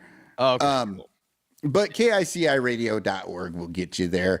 And please give a little, like, just like, I don't need anything. I'm old enough to the point where there's nothing more I need. I can just die now and I'll have everything. So yeah, you can't buy funny. KICIradio.bravesites.com. Yeah, just give the KICI radio, because outside of this, that's the other thing that I give my time freely to, and it would be nice if they could stick around so that I could do that more. I want to take a tour of it, and I will definitely give some. Dude, it is a money. Closet. Well, it is like literally. This is surprising. Like, look, we're on TV right now. I was gonna say I've been in the room that you're in. It's bigger than our studio. We have nothing, and what's great is I actually just recently filmed a thing where no, there's a local place doing I saw the redacted file on doing public website. media, and so I had to go do I did a little interview talking about KICI radio. And, KICI radio. And when that's available, I'll let everybody know, but that won't be until May. But yeah, they're doing a video thing talking about all these things, and they were just like, let me film the studio. And I'm like, okay, well, if you want to get the whole studio, you're going to have to stand in the doorway and just turn to your left and turn to your right, and you're done. That's the whole thing. It's too small. All you need. All you need. But yeah, so if everybody out there could just drop a few bucks in the bucket there, I would really appreciate it. If anyone's got a spare mill or two, just put it in there too. Oh yeah, absolutely. You get a bigger antenna. Yeah, but I do have to bail right this moment. Cool. So Go I've pick up Emily. enjoyed hanging out with you guys. Peace out, Cotton. I thanks to the Ranters and Sprung. Look out. All right. Well, so I also have another. If you have any extra money that you want to drop, there is a GoFundMe going for Tim Shockley. He's one of the Ranters. His wife Ellen been in and out of the hospital. Things going on. Everybody's always embarrassed to say that they need money at this time. So it's really up to everybody else to just promote this. So anyway, I'm promoting it. Tim and Ellen Shockley, they are Bleacher Bums, longtime Ranters. Tim's very funny, cool guy, rock and roller. And anyway, Freddie Vetter, I think, is what his Facebook is on the Ranters page. So he's on there one of the Bleacher Banter guys. And in fact, he might have started Bleacher Banter, which is a place that Bleacher fans share tickets at face value. Anyway, he's a big part of the community. Could use a little bit of help right now if you have a little bit extra money for Tim and Ellen Shockley. How's she doing? It was about a week ago when this happened, right? Yeah. She's still sedated? Well, she came home and then had to go back. So she had been intubated, actually. So she was on oxygen. I'm not sure. Tim's keeping everybody up to date. So sending you love, Tim, and your wife. That's fucking rough, man. Yeah, it freaking sucks. Anyway, I hope to see everybody on March 1st. Once again, Ranter Fest, June 6th, Cincinnati, 9/19. Save those dates. And hashtag chance in the chat. And I do have a TFC, actually. I think I got to get to that page. And do I have one?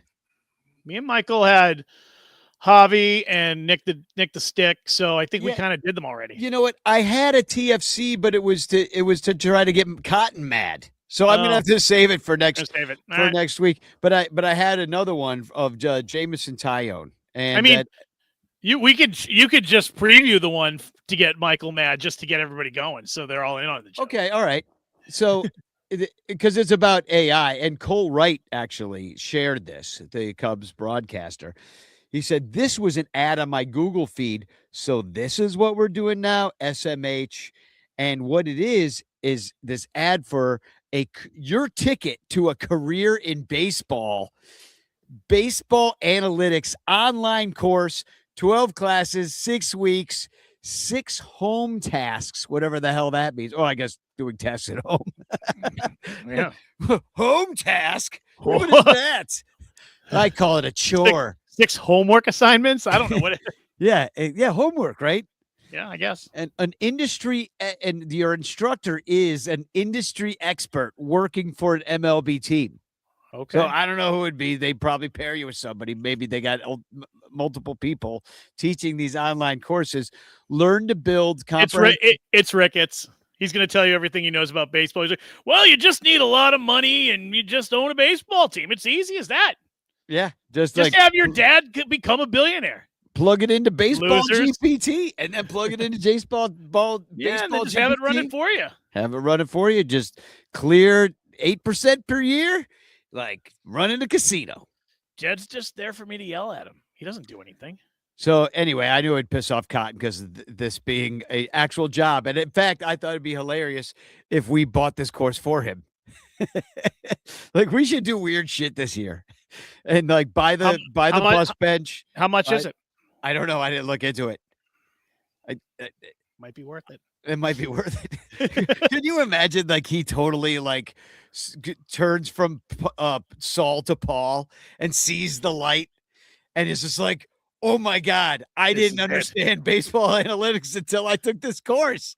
Now I am the biggest BAM there is." And then he gets hired by the Cardinals, the only team that wants him. They'll hire him, and he brings them a World Series, and we all hate him forever. Oh God, it could happen. So Jamison Tyone, apparently he was getting trolled on Twitter. Jamison is a solid pitcher. Don't troll him. Don't troll the players. We need them. Yeah, unless they're being racist or something, then you can troll the hell out of them. He said, "That's my sign to log off for the season." Ha ha ha. Emoji. Felt great about my work today, but where I'm at on February 11th, P.S. Twitter trolls, mid-season form isn't a diss when you give up 3 runs or less in 19 of 23 starts and start meaningful playoff games. Yeah, winky emoji. And Sancho's little helper said, "They hate us because they ain't us." Anus. He said anus. I like it. Yeah. That's so funny. yeah. All right. That's I have a terrible one, but I'm like, should I share it? People are gonna hate this. People are gonna hate it. I've already been I have been cheeky enough out there yelling at people about their opinions for all off season. Well, for a while now. Since the day I met you. Since the day, yeah. And anyway, so I have a lot of haters. I've seriously, Nicole, my wife, is afraid that I'm gonna be around Wrigley Field and somebody's just gonna like shoot me. Like, she is also one of your haters. Yes, exactly. Even my wife hates me. She loves you, but she's one of your haters too. So here's the ultimate TFC, because I make these people crazy. I make them unhinged and say things that I know they don't mean deep down. Then they would never say it to my face. But look at this guy. Bacala 1978. Like he was talking about, like this is when I was asking for your Cub fan grievances, and he goes, letting you into the park and that ugly dumb memorial to your cunt ass mom on Waveland. I hope 1,000 drunk fans piss all over that crap. Who the fuck is that? Fucking tell me, fucking find out who the fuck that is, Danny. I don't fucking like that shit. I know you're fucking being, I will fucking murder that fucking cocksucker. I don't give a fuck. Fuck him. Fucking respect my fucking ma. I love that woman. She's a fucking saint. You fucking loser. What's I'll funny fucking is cut your head off and piss down your throat. Well, I agree. Because what a loser. But he thinks he can hurt us by saying this. I know. Like, but doesn't he know? Keyboard troll. So exactly. What a loser. This is it might be AI.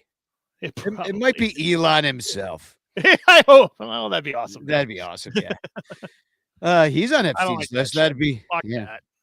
No, I know. It's just a low blow. But here's the thing: these people. Here's something I've been thinking about recently. Not only are all these people exposing themselves for the morons they are, every single day, just how stupid they are. But you know who else is showing themselves who they are is the brave people that are speaking out, and even more so against power. So I'm remembering who is who at this point, and it shall not be forgotten. And shit, I mean, we've already won because that guy, these people expose themselves for the immorality that they have, and every day it's sort of what they call an extinction burst with these guys. They just racism and sexism and homophobia, all that shit's going away. And the people that hung their hats on this stuff, the last gasp of breath, the boomers, they're pathetic. They're pathetic. They, a lot of idiots from our generation too. A lot of guys we went to high school with. Yeah, just pathetic, and they think they're strong, and that guy said his 78. That's usually a year. Bacala 78. That guy's born 4 years after me. He's a full ass grown man. He's 47 years old, like wishing death on a shrine and calling my mom a cunt. I'm like, okay, whatever. No, it's a bridge too far. But that's what I'm saying. I'm happy when they do it because they expose themselves. They expose themselves. I had all these. Put that on Twitter. That guy. Oh yeah. Why are you still on Twitter? Oh, because of that reason exactly. Because I could still toy with these people like a cat with a half dead bird. All right, so I'm gonna hashtag chance in the chat, and you could win a Frank Chance postcard. Let it rip. Sent to you by me with a message of love and doom. Oh shit! I don't make fun of me, but I hit the wrong button. Weird. Weird. Yeah. All right. What are we looking at here? There it is. Only I can tell you your mom's a cunt. Exactly. Like fuck him. Here we go. I'm so mad right now. I wasn't gonna share it. I know. I wasn't gonna share it, but I was like, I had to get out of my system. Corey Furlong, hey! The big W. I'll send this along with your calendar. That will, unless you show up on March 1st, which you can come get your calendar and chance postcard in person with fellowship with your fellow ranter. All right, that's the show now. We did go over 2 hours, so Dominic, you're welcome. I know he likes us to go long, and we did it. I'm gonna I'll play the pitchers and catchers song. That's right, and we'll go even longer because it's 4 minutes and 33 seconds. Done. So Spagog. Yeah, I'll talk to you later. Peace out.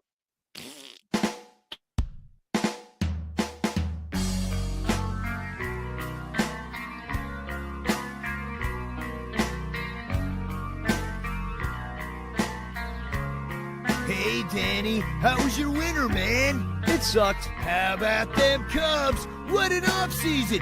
Freaking Theo, man. Yeah, totally. Oh, man. You want a beer? All right. This season's gonna be the best with Hayward and Zobrist and Lackey, plus last year's dudes. We can't lose. That's what they're saying. Oh, man, it's gonna be the best. I'm so stoked. Take it easy, bruh. I need palm trees, Cub fans, the sands. Oh, damn, I am freaking freezing. It is time for pitchers and catchers. We're so close to opening day. Hey, what's up? Not much. Do you think they'll trade Soler? I don't know. I think they'll probably get a pitcher for him, but maybe wait till the trade deadline. Hello, Rizzo. I'm gone. Bye-bye. Goodbye. A flight. Too much. Gonna drive. It is time for pitchers and catchers. Whoa, whoa, whoa. We're so close to opening day. In Arizona, watching Cubs baseball. Drinking lots of beer. Out in the sun.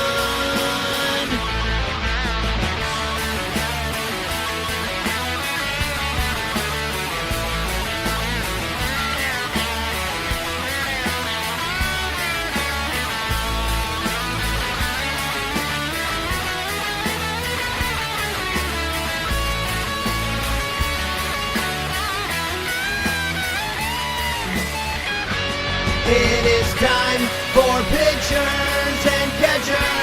Whoa, whoa, whoa, we're so close to opening day. In Arizona, watching Cubs baseball. Drinking lots of beer out in the sun. It is time for pitchers and catchers. Whoa, whoa, whoa, we're so close to opening day. In Arizona, watching Cubs baseball. Drinking lots of beer out